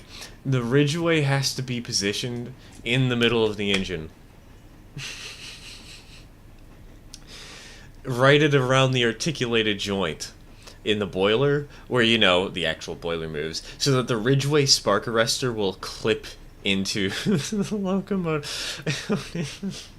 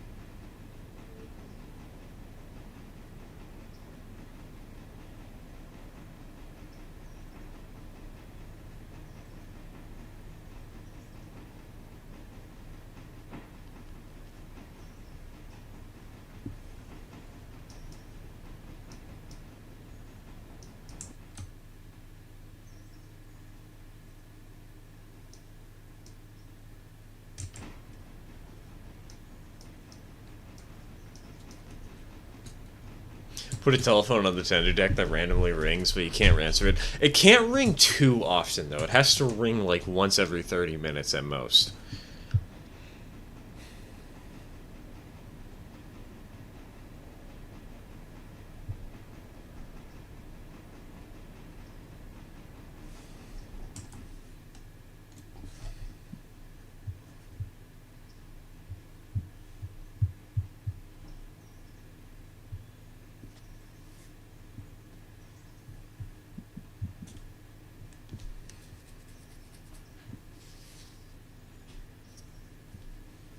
Oh, but it only rings when the train is in motion, and it's just loud enough that people can hear it, as loud as the whistle.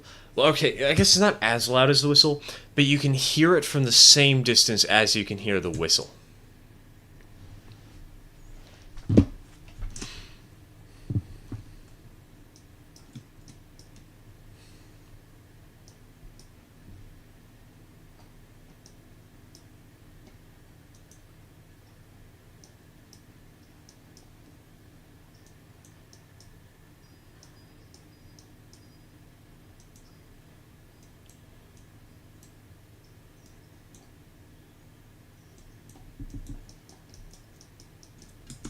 Alright, with how many cars are damaged today, I'm gonna go ahead and I'm actually gonna park them here in the Bryson repair tracks. I don't know how long it's gonna take to repair them though. Hold on. Bryson engine service. 3 shop crews of $150 a day. Hot damn. And we have 95 tons of repair parts. Oh my god, wait. That's so much.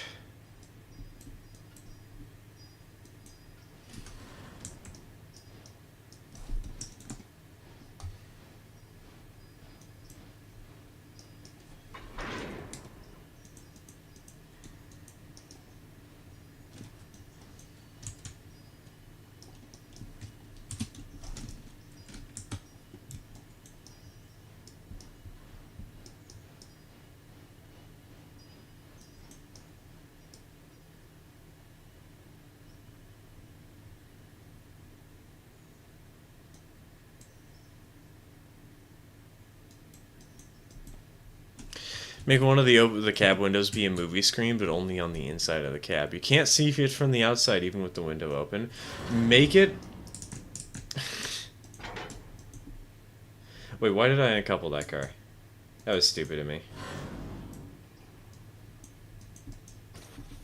The screen plays Cats. No, the screen plays Baby Shark by Coco Melon.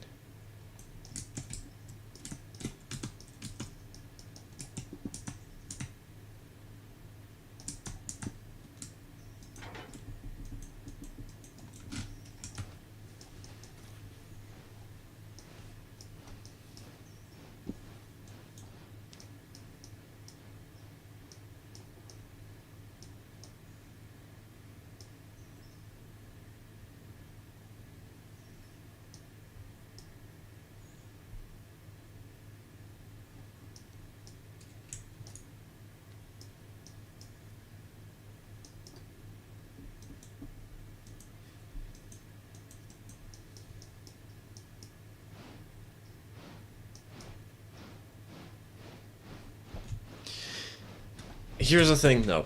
It doesn't actually play the audio, but it does play the lyrics. And it does include...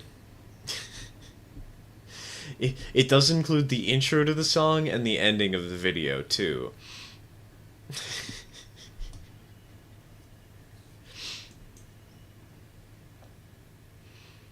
But it's like a 2-minute loop, so it just keeps repeating itself.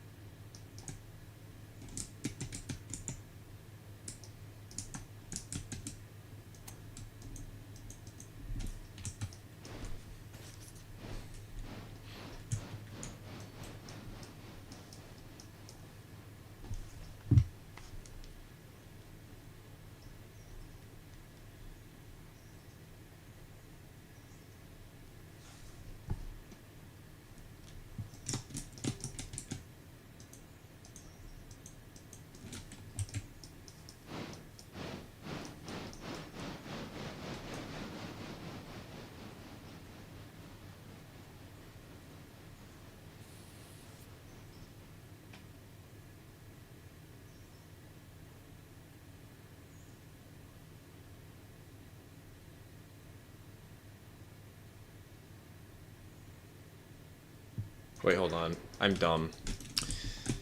Oops. I mean, we all already knew that, but...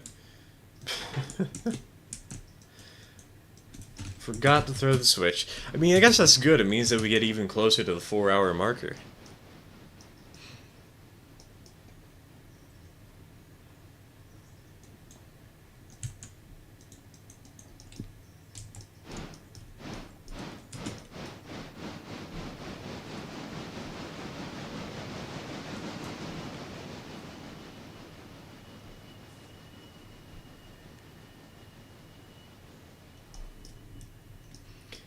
Alright, and with that,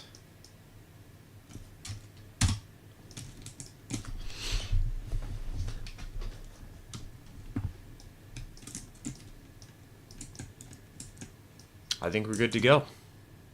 It's been about 4 hours, as we usually aim to do.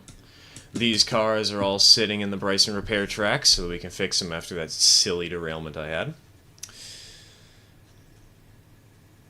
Unfortunately, we do have to cut the conversation short here, but hey, we can continue the very cursed big boy ideas on the Discord somewhere. Alright, thank you all for tuning in. It has been fun as always, and I will see you all next week. Cheers, folks.